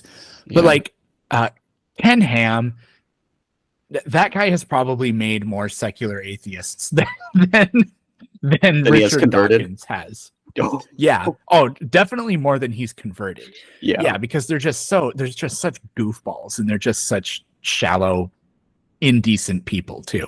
So, anyways, I wanted to make sure I think that I think that they will build their own coffins by doing what they do, which is nice. Yeah, they also, It's nice. it's so it's unironically, it's just funny because like all those guys, whether it's it's Meyer, or Ham, or Kent Hovind, they're always trying to sell you something. That's what Yeah, always that's sticks true. out to me. It's not like they're really trying to they're trying to convert you to sell you things, and unfortunately, that turns a lot of people off. And the silly arguments that they make, like young Earth creationism, it ends up just like you said, if you have like a shred of an idea about how science works, it just turns you. Like, yeah, unless you're deeply committed. Yeah.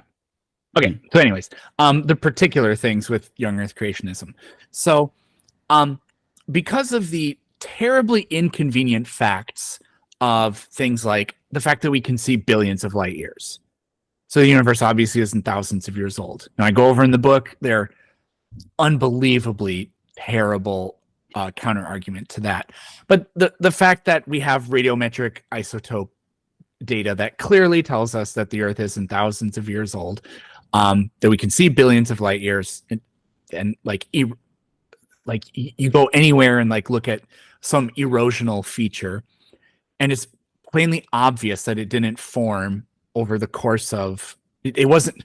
You can argue that God just made it look that way, which is deceptive, and I think that violates the character of God. Like, you look at a waterfall cut canyon, and the waterfall doesn't. You could watch it for 500 years and not see the waterfall move at all. Mm-hmm. But the landscape clearly was carved by a waterfall, or at least that's how it appears. Now, the only argument you can make really is that God just made it look that way. There's also an argument about the universe looks old because God made it look old. Well, that's deceptive, and that violates the character of God. A lot of people would argue, which is why a lot of people don't believe that it actually is young, because anyways, I keep going on tangents. Because they are forced to exist in an alternative reality, they have to do things like just simply deny reality. They deny the very concept of studying the past counting as science. Mm-hmm. They make this. Ken Ham really does the most of this. He says there's observational science and historical science. Ugh. And in a way, this is almost kind of true, but literally everything we do involves making assumptions. And everything we experience requires us to rationalize about the past. There's nothing fundamentally different about 10 seconds ago versus 10 million years ago. I can obviously, more of the things that happened 10 seconds ago, I have direct access to. But if you're going to tell me that if this data, you just reject this data because it means that we have to assume millions or billions of years, and you can't observe billions of years, I'm just going to tell you, what about, okay, so millions of years doesn't work? What about hundreds of thousands of years? What about tens of thousands of years? What about thousands of years? And you guys believe in stuff that happens thousands of years ago and that we have evidence of it. I mean, it's unbelievable. They claim well, you don't know because you weren't there, right? That's their argument about how the earth formed. And it's were you in the Garden of Eden? No. Yeah. I was so what are you talking about? And they say, well, you need a witness. Let's just gloss over that eyewitness testimony is the most unreliable form of evidence, I guess. Yeah, that's for sure. But that's not the argument. You weren't there, right? So you're relying on what you consider evidence. I consider it very terrible evidence, but whatever. But we're both relying on evidence. You're just saying yours is better because thousands is smaller than billions. And you have a book, and I'm looking at the speed of light and the distances in our universe.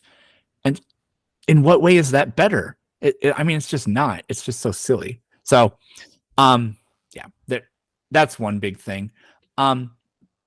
The funniest thing about this is, and we talked about this, is absolutely nothing. There is zero evidence that says the Earth is as young as they think it is. Right? They pull on things like, in the book I talk about, they say the moon is getting farther away from Earth. And if you take the rate at which the moon is getting away from Earth, the moon like basically is, if you run the clock backwards, the moon is like touching the Earth 1.5 billion years ago.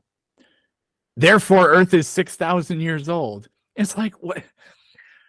The moon is not a clock. It's not a dating method. Nobody would be silly enough to think that it is. But like, they do this constantly. They say science proves that blank is billions of years old, or blank is millions of years old. Therefore, Earth is 6,000 years old. It's like, what are you doing? What are you trying to do here? It's just, it's so funny. It's so silly. Like if you pick the moon thing, secular science says that the Earth is about 4.6 billion years old. We're off by a factor of 3.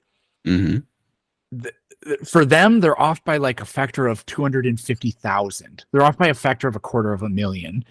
So it's like, what makes yours better? I don't understand. And it's just it's so dumb. But the most egregious thing is that they are pretending to do science. I talk about that in the book. They do these things where like they look at certain science like genetics, like mitochondrial Eve. So I talk about that in the book. They claim that mitochondrial Eve proved humans are only 6,000 years old. None of the mitochondrial data supports that. Right? And they know that, but they're pretending to do science, to talk scientifically in order to push this foregone conclusion. But the other big egregious thing is like with the speed of light, they have, if you go on Answers in Genesis, they have a page dedicated to the speed of light problem and the size of the universe problem. We can see billions of light years. So they always pretend to be doing science and saying that science proves the Bible and science proves evolution is impossible, right? But at the end of the day, when it comes to stuff like that, okay, where's your scientific explanation for the fact that we can see billions of light years? At the end of it, they just openly say, oh, it's a miracle. So they're trying to, and I know why they do this. It's not even hard to figure out. They begin their arguments this way because everybody that knows how to think knows that science is overwhelmingly compelling. Science is incredibly compelling. It's a methodology that people at least get and understand enough and understand the objectivity of it, and that it's an extremely good metric and standard. And so they pretend to do that, and then they just tell you, they parrot that the science proves what they're saying, and they do all this pseudoscientific stuff, but then at the end they just go there and therefore miracle, but it was actually a miracle. Why did you bother with any of the scientific stuff in the middle? It served absolutely no purpose. You were just trying to set that up. So that's like the dastardly thing that they do. But another hilarious thing, and by hilarious I mean infuriating thing that they do, is they pull on secular science to try to disprove secular science. And flat earthers do this too. Flat earthers say like, well, Einstein proved blah, blah, or here's an easier one, the Van Allen belts, right? I know you've heard this. We couldn't have gone to the moon because the radiation in the Van Allen belts is so intense that it would have killed anybody trying to go through it. So we're sort of jumping ship here, but it's fine. The young Earth creationists do the same thing. I just can't think of an example off the top of my head. But you're telling me, as a flat earther, you don't believe space exists. You don't believe there are Van Allen belts. Your argument is predicated on assuming that they do exist, that there is space, and that there's dangerous radiation in the Van Allen belts, and therefore we couldn't have gone to space in the Van Allen belts.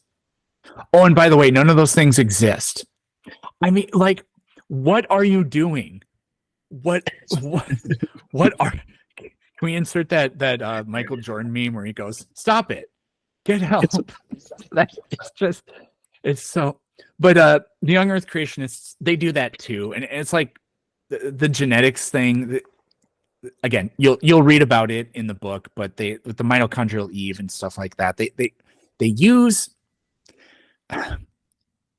What they'll do is they'll write a paper or like a web page where they grab a published study done by a molecular geneticist or an evolutionary biologist who doesn't agree with their conclusions and saying this evidence supports our conclusion. That's so backwards and dumb and just logically and intellectually bankrupt. It's just so stupid. But that's the strategy. The other thing that they want to do, and we know this is true, is they want to seed doubt in secular science. Yeah. Because, like the well-organized groups, we know this because they have a wedge document. They actually want the United States to be a theocratic state. And so it's oh man, I can't stand it. It's the sad part and genius part of this is that, like, if you start out your web page or whatever by pulling scientific information, right, and supporting whatever claim that they have via that, the problem is, like, the majority of people don't read the entire article that's written. So by the time that they end up getting through this information about the molecular biologist or the evolutionary biologist, they never get to the end to really, most people don't get to the end to see that, like, whatever they're forming makes no sense. And I think that's the problem, where it's like they're using science as their clickbait way to draw people in, especially the people that don't fully read things or pay attention to things or whatever. It's like the it's like that study that the Twitter did. They didn't do a study, but, like, how, like, on Twitter, whenever Twitter was good, you could actually, like, share, you could retweet an article and it would ask you if you've actually read it or not before you retweeted it. Like, because there's so many people that actually don't read the article. They just read the title and go, huh, this fits my narrative, and then retweets it. That article could literally just be like a bunch of BS. It could be yeah. So it could be something about mitochondrial Eve, and it's actually, not, but yeah, they that happens in this book. They quote this scientist who says, they actually do it in two different, you'll have to read the book to get the specifics, but they quote this scientist who says, if we look at the data in this way, then it's something about the way, like, the mitochondrial DNA diverges or whatever. Then the scientist that they quote says, we arrive at only thousands of years or something like that.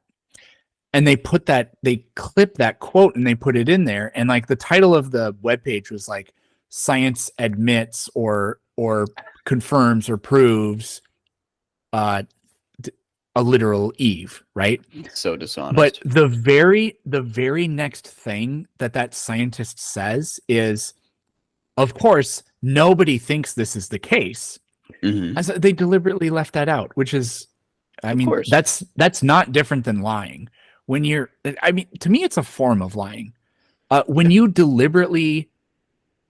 intentionally lead out information to peddle an idea that you're trying to get people to believe in, that's really a form of lying. Yeah, I agree. I don't think it could be anything other than lying. I mean, it's extremely dishonest, but a step further, it's lying. You're lying to whoever's trying to read what you have to say, and that's not okay. Speaking of this, articles and not reading them or whatever, this is a little bit different, but I don't know if you know who Inspiring Philosophy is, but he and I had a pretty spirited back and forth on TikTok, where not on a live stream, but just making videos. And it all stemmed from him saying that Christianity invented science, ended slavery, and is responsible for most of the moral progress that's been made in human history. And I was like, that's insane. Wow. And I had a lot of things to say about it, but like one of my main points was it's completely undeniable that as the world collectively has become more secular, we have that has also tracked with us being embroiled in fewer wars and conflict, with the flourishing of science and scientific information and all these technology. And so as we've gone away from that, all of these things have increased. I mean, they're negatively correlated, right? His response to that, I don't remember specifically what he said, but when I made that point, he just argued like studies have shown that religiosity increases blank and blank and blank, right? And he did this thing where he does like a collage of a whole bunch of papers. And I paused his video. I was like, what are these? I looked at them. One of the papers was a paper that studied, it compared the grades that high schoolers that go to Christian schools get versus other kids. I was like, in the context of talking about the global trends over the last several centuries of interstate conflict, you bolstered your argument that Christianity had something to do with it by putting up a paper about the grades high schoolers that go to Christian schools get. One of the other papers was like the big 5 personality traits and how religiosity apparently makes you less likely to be neurotic and more likely to be like it has favorable big 5 personality traits. I was like, the fact that you tried to conflate those and said that here I have all these studies that demonstrate you're wrong, Peterson, and it was that. I was just like, man, I that was just so. Anyways, I just had to say that. Not only that, but they're probably papers that, like, back to what you said earlier, that it's probably not consensus papers, and they're probably just papers that are cherry picked to support his argument, really. Yeah, it could be. There's this thing called like the law of small numbers, where in my new book, Facts That Aren't True, I talk about this. Why do I talk about this? It's because I was talking about does sugar cause hyperactivity, and it doesn't. One of the problems is if you have a small sample size, you're likely to get statistical outliers, and then you can take that and extract and generalize about the rest of the population or whatever. Like, for example, what I talk about in the book is in small rural towns in America, you can find small rural towns in America that have rates of heart disease that are so much lower than like big cities or like the average for the country. And so people come up with all these arguments like, well, yeah, that's because, like, you know, they're free of all the pollutants from big cities, and people are more active. If it's rural, people are outside doing chores, and so they're more active, and blah, blah, blah, blah, blah, right? But at the exact same time, you can find small rural towns in America where the rate of heart disease is sky high. And you can make arguments like, well, yeah, because they don't have access to healthcare like they do in big cities, because their diets are going to be probably a little bit more limited. People tend to make less money, so they don't buy as good a quality food. I can rationalize the exact opposite thing from that. Yeah. So it's a cool thing called the law of small numbers. If you want to like be confused but really learn a lot about like how data is understood and like social psychology, and I mean like the way groups of people think, you got to read Daniel Kahneman. It's hard stuff to read, but it's really fascinating and interesting. Anyways, getting back to what we're talking about.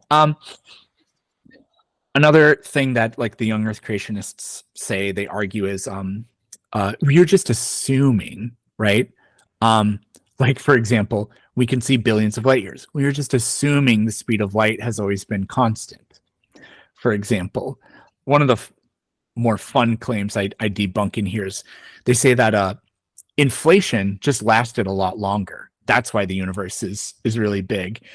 And the short of it is we would have no large scale structures in the universe at all if that happened. It's impossible. It's absolutely impossible. So I don't want to say any more about that, but no, like when they say we're just or like with radiometric dating, uranium, lead, isotopes, the analysis of zircon crystals tells us that these crystals are billions of years old. We're just assuming that you have blank, blank, blank. So no, in science, we don't just assume anything. The scientific body of knowledge is composed of proven ideas, and they're just pretending that that's not the case. And so it's aggravating. This is a kind of an important point to bring up. When I say something, so a lot of over the years, what I've heard is a lot of people say that are against science say science can't prove anything. This is actually a claim in the book that I talk about. And a lot of science communicators say science never like absolutely proves anything or whatever. And I've always done that, but I don't do that anymore. Now, I do not claim that science has absolute certainty, but they don't either. So they don't have anything special. But people don't understand what it means to prove something. To prove something and funny enough, I got this argument from a creationist. To prove something means nothing other than to produce evidence in favor of it. It's all it means to prove something. And all science is composed of is proven ideas in that sense, right? Whereas the others, it's like we've seen what they do. They engage in circular reasoning, right? They claim that their claims that come from their book are true because the book says that the book is true, and all that kind of stuff. So, right. The last thing with Young Earth creationism, they're obsessed with the flood. There are a couple sections in here where they talk about how Noah's flood best explains the fossil record. I do a quite extensive deep dive into how that's absolutely not the case. And they talk about how one of the most fun things to do in here is the Grand Canyon. They claim the Grand Canyon could have formed in just a matter of weeks because of Noah's flood. So the deal is this flood that we're trying to be sold to believe in is a global flood for which there is absolutely zero evidence of. What they do is they go to specific places and they say, look, here's evidence of the flood. But a global flood would leave evidence everywhere. What they never do is go to Topeka, Kansas to show you the evidence. If a global flood happened, there would be evidence in Topeka, Kansas. There would be evidence here where I'm at in California. There would be evidence everywhere. There isn't. They go to a few places and they cherry pick something. They try to look at something that show like, oh, this is like in Washington State. There are, I don't know if you've seen those, but there are those huge undulations in the earth. Like, when water flows over a sand bed, it makes little ripples. Yeah. Those exist in Washington, but they're enormous. Yeah. Now we have good evidence of what that was. These were ice dams in Montana, basically during the last glacial maximum, and they would break and huge floods would flow through. So floods have happened. Really big floods have happened, but a global flood would leave evidence everywhere, and you can only find evidence in a couple of spots. So that's one of the big things. But I talk about the flood a lot in here. There's a lot to read about and dissect with that. Flat Earth. Yes, absolutely. Let's do it. So there are I don't know. There might actually be more flat Earth claims than anything else in this book. Not 100% sure. I don't have an actual count of them, and my computer is being, I've said this before, but my computer's being really slow. There's a decent amount of flat Earth claims, but they're not there's like a lot. easy, I think, to debunk, in my opinion. From remembering the section is there are a lot of claims, but like you said, their claims are like their arguments are extremely shallow, and it's easy to just say, this is it, this is the answer. This makes no sense. Yeah. So there's about 30 evolution claims in the book. And for flat Earth, there are 1, 2, 3, 4, 5, 6, 7, 8, 9, 10, 11, 12, 13, 14, 15. I think that looks like half. So there's like basically an equal amount, right? But yeah, most of them, there are a lot of them, but they're so bad. And, it's not that long of a section. It's probably only half the length of the evolution section, because there's just what they're talking about is just so silly and just bad. This is the dumb section of the book. I mean, it really, really, really is. And I do poison the well. I do engage in ad homs in the flat Earth section, and I say that in the prelude to it. Not everything is worthy of respect, especially from people that just say the most outlandish, conspiratorial, and oftentimes extremely hateful things that they say. So you reap what you sow. I think their book says something to that effect. But anyways, that being said, I don't have a ton to say here about it, because really with flat Earth, you just have to go over specifically what they're saying. But what's really obvious from all the stuff I've heard from them and all of their attempts to try to justify what they say is they literally don't know how to think. And it's extremely obvious. So like a fun fact, for example, yesterday, some flat earthers on YouTube were doing a live stream debunking of a video I uploaded. Really? Somebody told me about it, and I went in and watched it, and I joined the chat, and they're like, he's actually here. So, for example, what they were talking about in there is I showed a photograph of some wind turbines on the ocean, and this is what you see, right? So that's very clearly because the curvature of the Earth is obscuring the bottom. Like these wind turbines are huge. They're like 200, 300 feet tall. Yeah. Right. It's obscuring it. And so they were arguing, no, that it's called forced perspective. See, when I take my hand, it looks small. When I put my hand up here, it looks big and it covers up my face. I was like, what? And so what they were arguing was the waves on the ocean are covering up the wind turbines.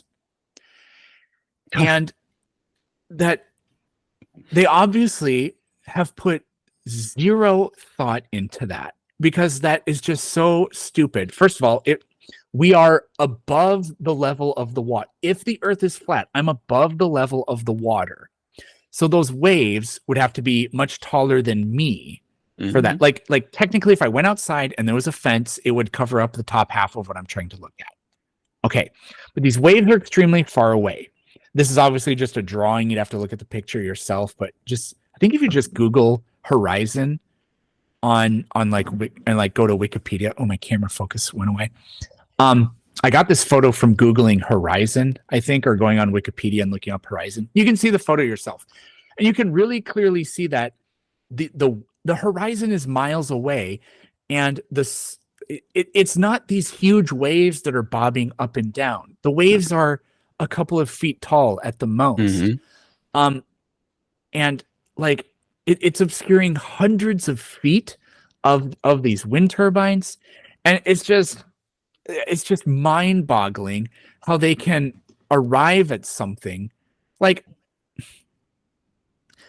they have their conclusion in mind already, obviously. They find that the most pathetic morsel of something that could, in principle, if the conditions were radically different from what they're proposing, would almost explain their claim or whatever. But it doesn't do that in reality. It's so unbelievably dumb. And this happens with everything you try to talk to them about. Why does only this much of this, like with a globe, this much of this Earth is lit, right? 50% of the globe is lit at all times by the sun. On a flat Earth model, this makes no sense. And their rebuttal is, well, I got some chewing gum, a lighter, 3 dead squirrels, and a cardboard box that I used to prove that Antarctica doesn't exist, or something, right? That is the level to which they try to make counter arguments to this stuff, and it's so unbelievably terrible. What happens a lot in the flat Earth section that doesn't happen so much in others is I really clearly spell out, look, if so for example, they talk about the moon is, we have a small local moon. They also say small local sun, right? Okay, here's the short of it. If the moon were very, very far away, what that would mean is so like, for example, we can demonstrate this right here. You're sitting like right in front of your computer screen. If you close one eye and then the other, and you look at the stuff in your room, you're going to see a shift in perspective of things, right? Mm-hmm. If the moon were close, then 2 people standing thousands of miles apart would be looking at completely different parts of that moon. That's obviously not what happens, right? It only makes sense if we put the moon extremely far away. The observations that we have are perfectly explained by that. That's what happens a lot in the flat Earth section. Yep.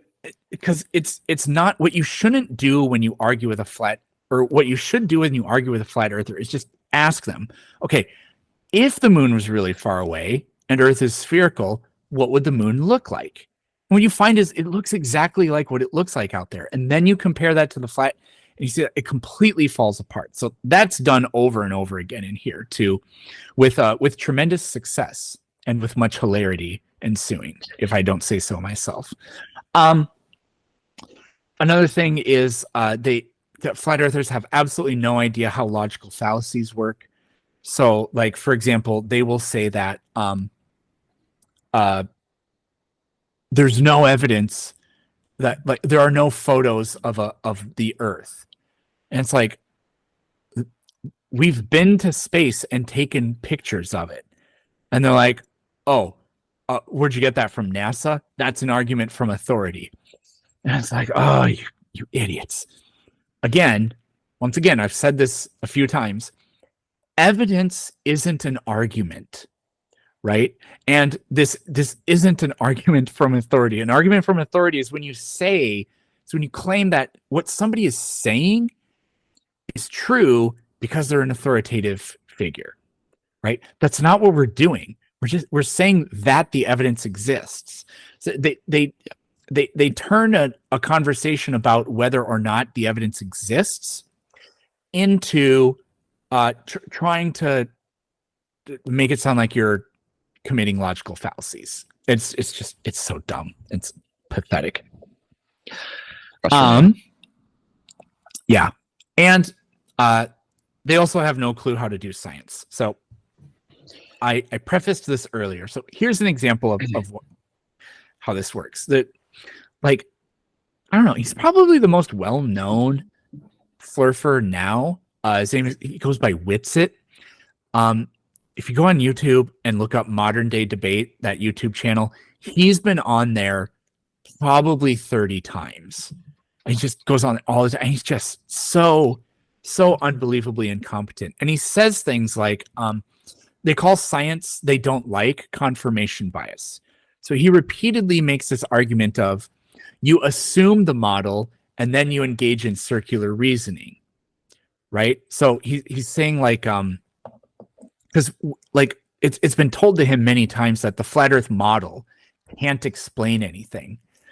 And so what they start to do is they say there's no flat Earth model. There is no flat Earth model. There's also no globe model or whatever. They just claim that models don't exist apparently. But they also say, like, you assume the distance to the moon and then you make an argument based on it and you engage in circular reasoning.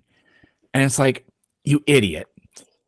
That's how a hypothesis works. A hypothesis is a tentative, but as of yet untested explanation for a proposed, for an observed phenomenon or whatever, right? Mm-hmm. You have to, a hypothesis isn't a question. It's a statement that resolves a phenomenon. So in other words, the hypothesis assumes that it's true. That's the only way you can do science. I would love to debate this guy because I have no clue what he thinks science is. Because if you think that assuming a model and then testing it, therefore engaging in circular reasoning, if he thinks that's not science, then I have no clue what he thinks science is. He must think that science, and I think they do think this because they say stuff like, so basically, pretty sure his idea of science is go outside and just go, oh, like just look at the world. And then, but you have to draw conclusions at some point. Mm-hmm. So where's the science in that? I mean, philosophers, ancient, like natural philosophers or whatever, did that. And that's why they were wrong about everything. Everything. Like read, I think I say this in the book, read anything that's vaguely scientific from Ptolemy or Aristotle or Galen or well, those are the big ones. None of it has stood the test of time because they weren't doing science. So I have no clue what they could, because a lot of people make that same sort of argument. I have no clue what they could possibly be talking about, what they think science is. But anyways, that's flat earthers for you. Wow. Yeah. I love I love that you could literally deconstruct their entire just their entire like model or whatever based on not even having to use science. Honestly, like the whole conspiracy itself, you don't even have to use science. You just use normal reasoning and it just falls apart. Like their major I think gripe is with authority figures, with government, and they, you know, they're always after like NASA, for example.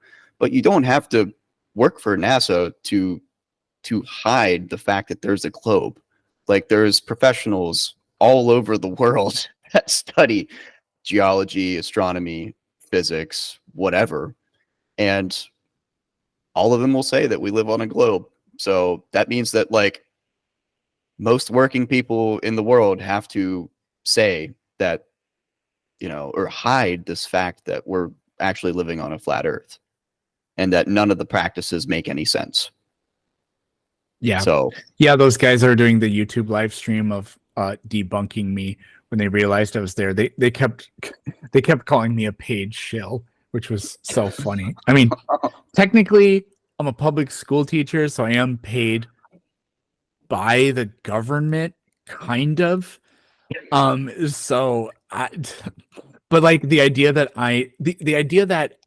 I go to secret meetings where we sit there and we all go, all right, guys, like, just so we're on the same page, we all know the Earth is a flat, stationary topographical plane, but we're going to lie about it to, I don't know, so that we can do communism or turn the kids LGBTQ. Make the frogs gay. Yeah, turn the freaking frogs gay. Yeah, God, it's so dumb. But it's a talking to flat earthers is my intellectual fast food.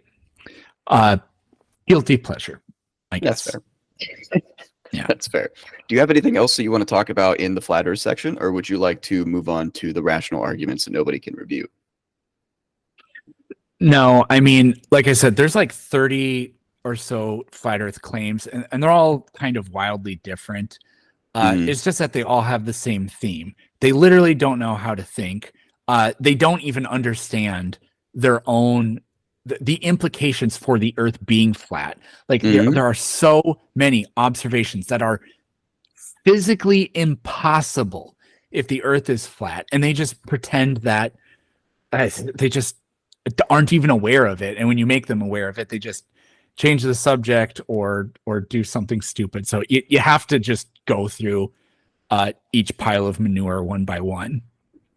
So there you go. The way to win any flat Earth debate, or just say it that way. The only way to win it is to just literally ask them a question about what they're trying to argue, and it falls apart. There you go. Case closed. So tell me about these rational arguments that nobody can refute. I know that you have a few of them that you would like to bring up. Sure. Yeah, there are only 6 total in there, I believe. 1, 2, 3, 4, 5, 6. Yeah. So these are I never had this idea until I almost finished the book, because I thought like the book is all about going on defense, right? Because it's, responding to claims, right? Now in a lot of like throughout the book, I think that the way I actually spell out the evidence contrary to the claims, and well, that's basically it. I do regard that as being, rock solid against these claims, right?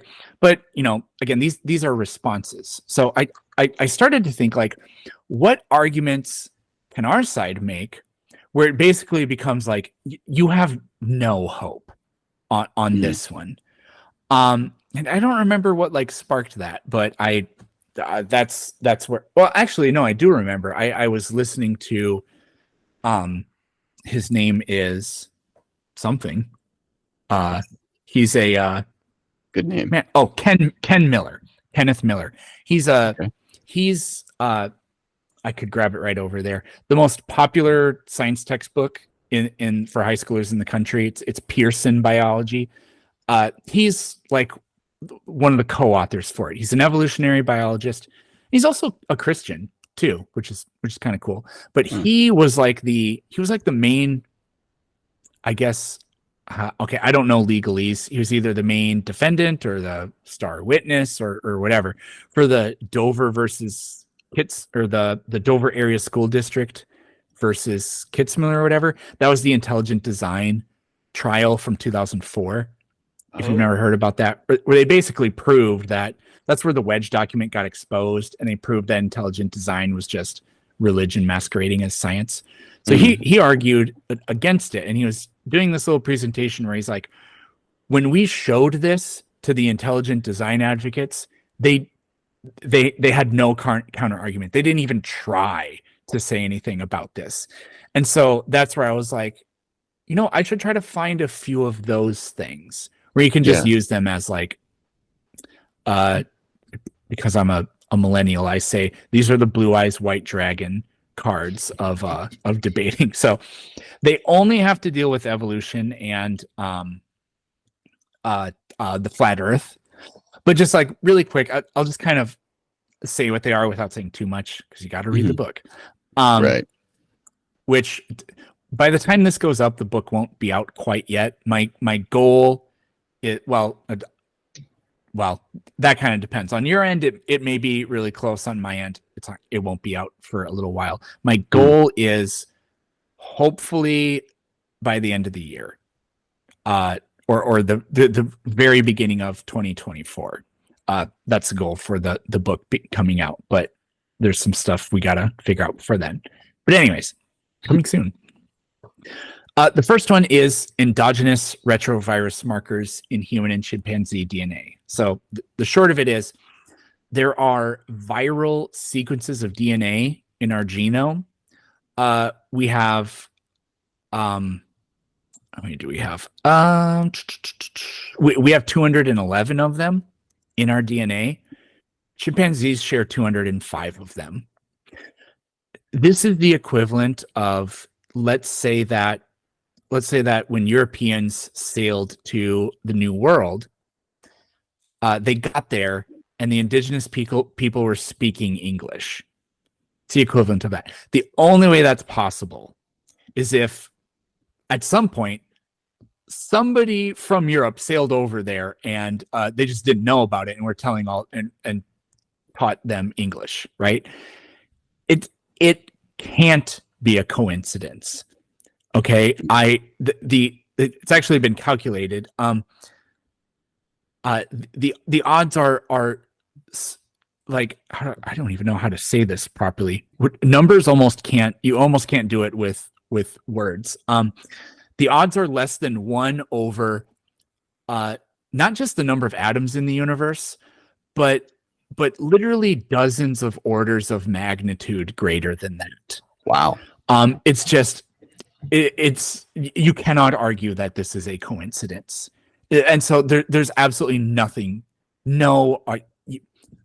It's a rational argument that nobody can rebut. They have no hope, right? Nice. The other one is human chromosome number 2.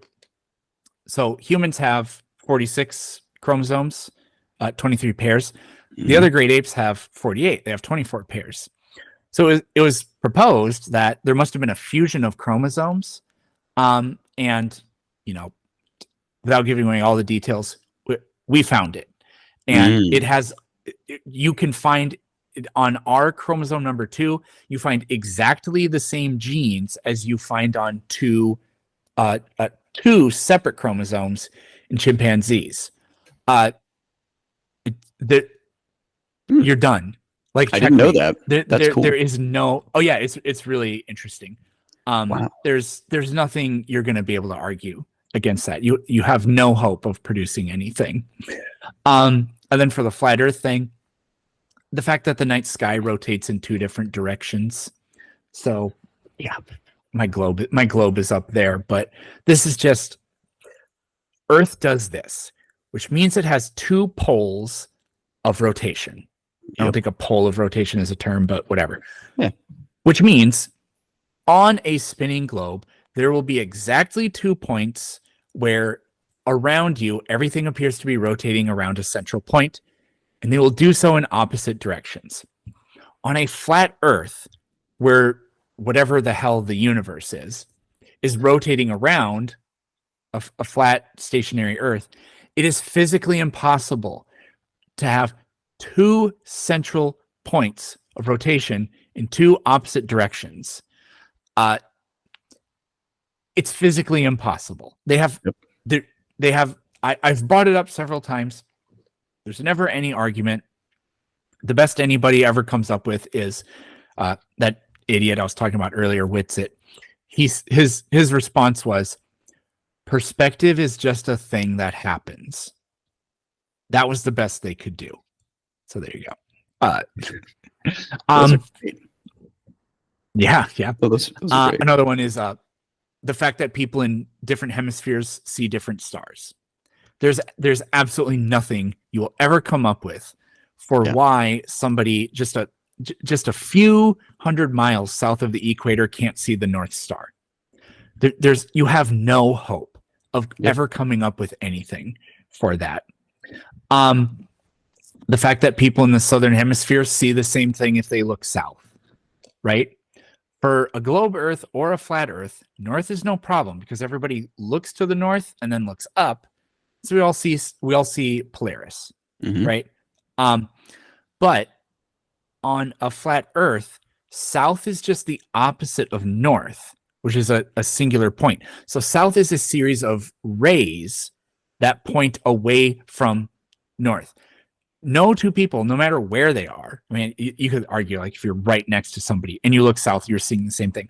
But 2 people that are only a few hundred miles apart looking south are looking completely different directions. But when you're in the southern hemisphere and you look south and then you look up, everybody's pointing to the same thing. That is physically impossible. Again, if the Earth is flat. And then the last thing is the Coriolis effect. Really just because the globe model perfectly explains why it happens. The flat Earth model has no, and this is another thing that it fails to do. It can't explain why anything happens. It just makes assertions, right? With the globe model, it's extremely parsimonious. It's simple, right? And the Coriolis effect is actually incredibly simple and elegant and parsimonious, and other words that mean the same thing.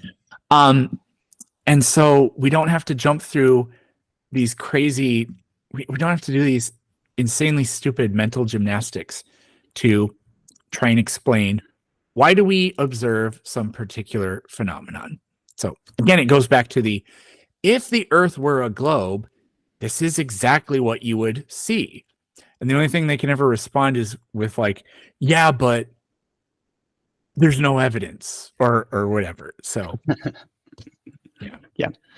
Yeah, that's really good. I got to say, like he said, I've reviewed the book. I loved it. I think I reviewed maybe 4 sections of the book, and I got to say it's a really fun read. It's a relatively short read too, and like I said, you don't go like there. It goes into depths when it needs to go into depth. And I think it's just something that's going to teach you how to recognize these claims in like a colloquial setting, and you'll be able to react to these. You'll just be able to react to people and think about their shallow arguments and how you can respond or just identify what they're trying to get at. So it's a great book. I think it's a great handbook, and yeah, I'm happy that I had the opportunity to review it. And also, thanks for being on the podcast, man. This has been fantastic. We covered a lot, and I appreciate it. Yeah, we certainly did. Well, no, I mean it's well, I mean, I guess. Yeah. No, yeah, I mean it's I'm glad that you like the book, and I'm super appreciative that you wanted to offer your feedback. And yeah, I used a lot of your feedback. Yeah, like the just for funsies. The book's like roughly 70,000 words, and you probably have most of us, I don't think, really have much of an idea of what that means in terms of length of a book. But like the like body of the book is 235 pages, right? So I think that's kind of an average book. Yeah. You know, a person could probably read this book in 6 hours. Yeah, I would say so. Yeah.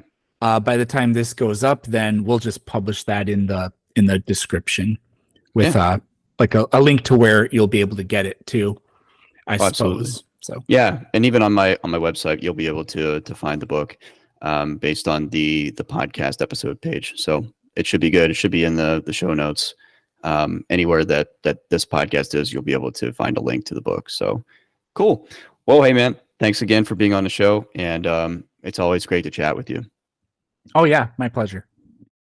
That is all for this episode of Everything STEAM. I just wanted to take a quick second and thank Eric for sharing sneak peeks of his new book, Rational Answers to Stupid Questions, as well as his knowledge and expertise in science, philosophy, logical reasoning, fallacy detection, and more. If you want to see more of Eric's content or give his fantastic book a read, feel free to head to my website, everythingsteam.org, and go to this specific episode's page, or just head on down to this episode's show notes in your respective platform.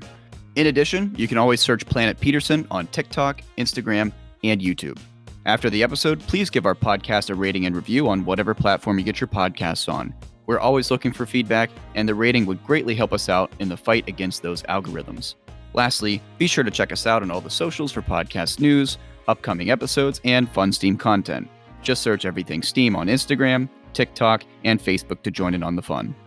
Once again, thank you for listening to Everything STEAM. I'm your host, Sam Stanford, and as always, stay curious.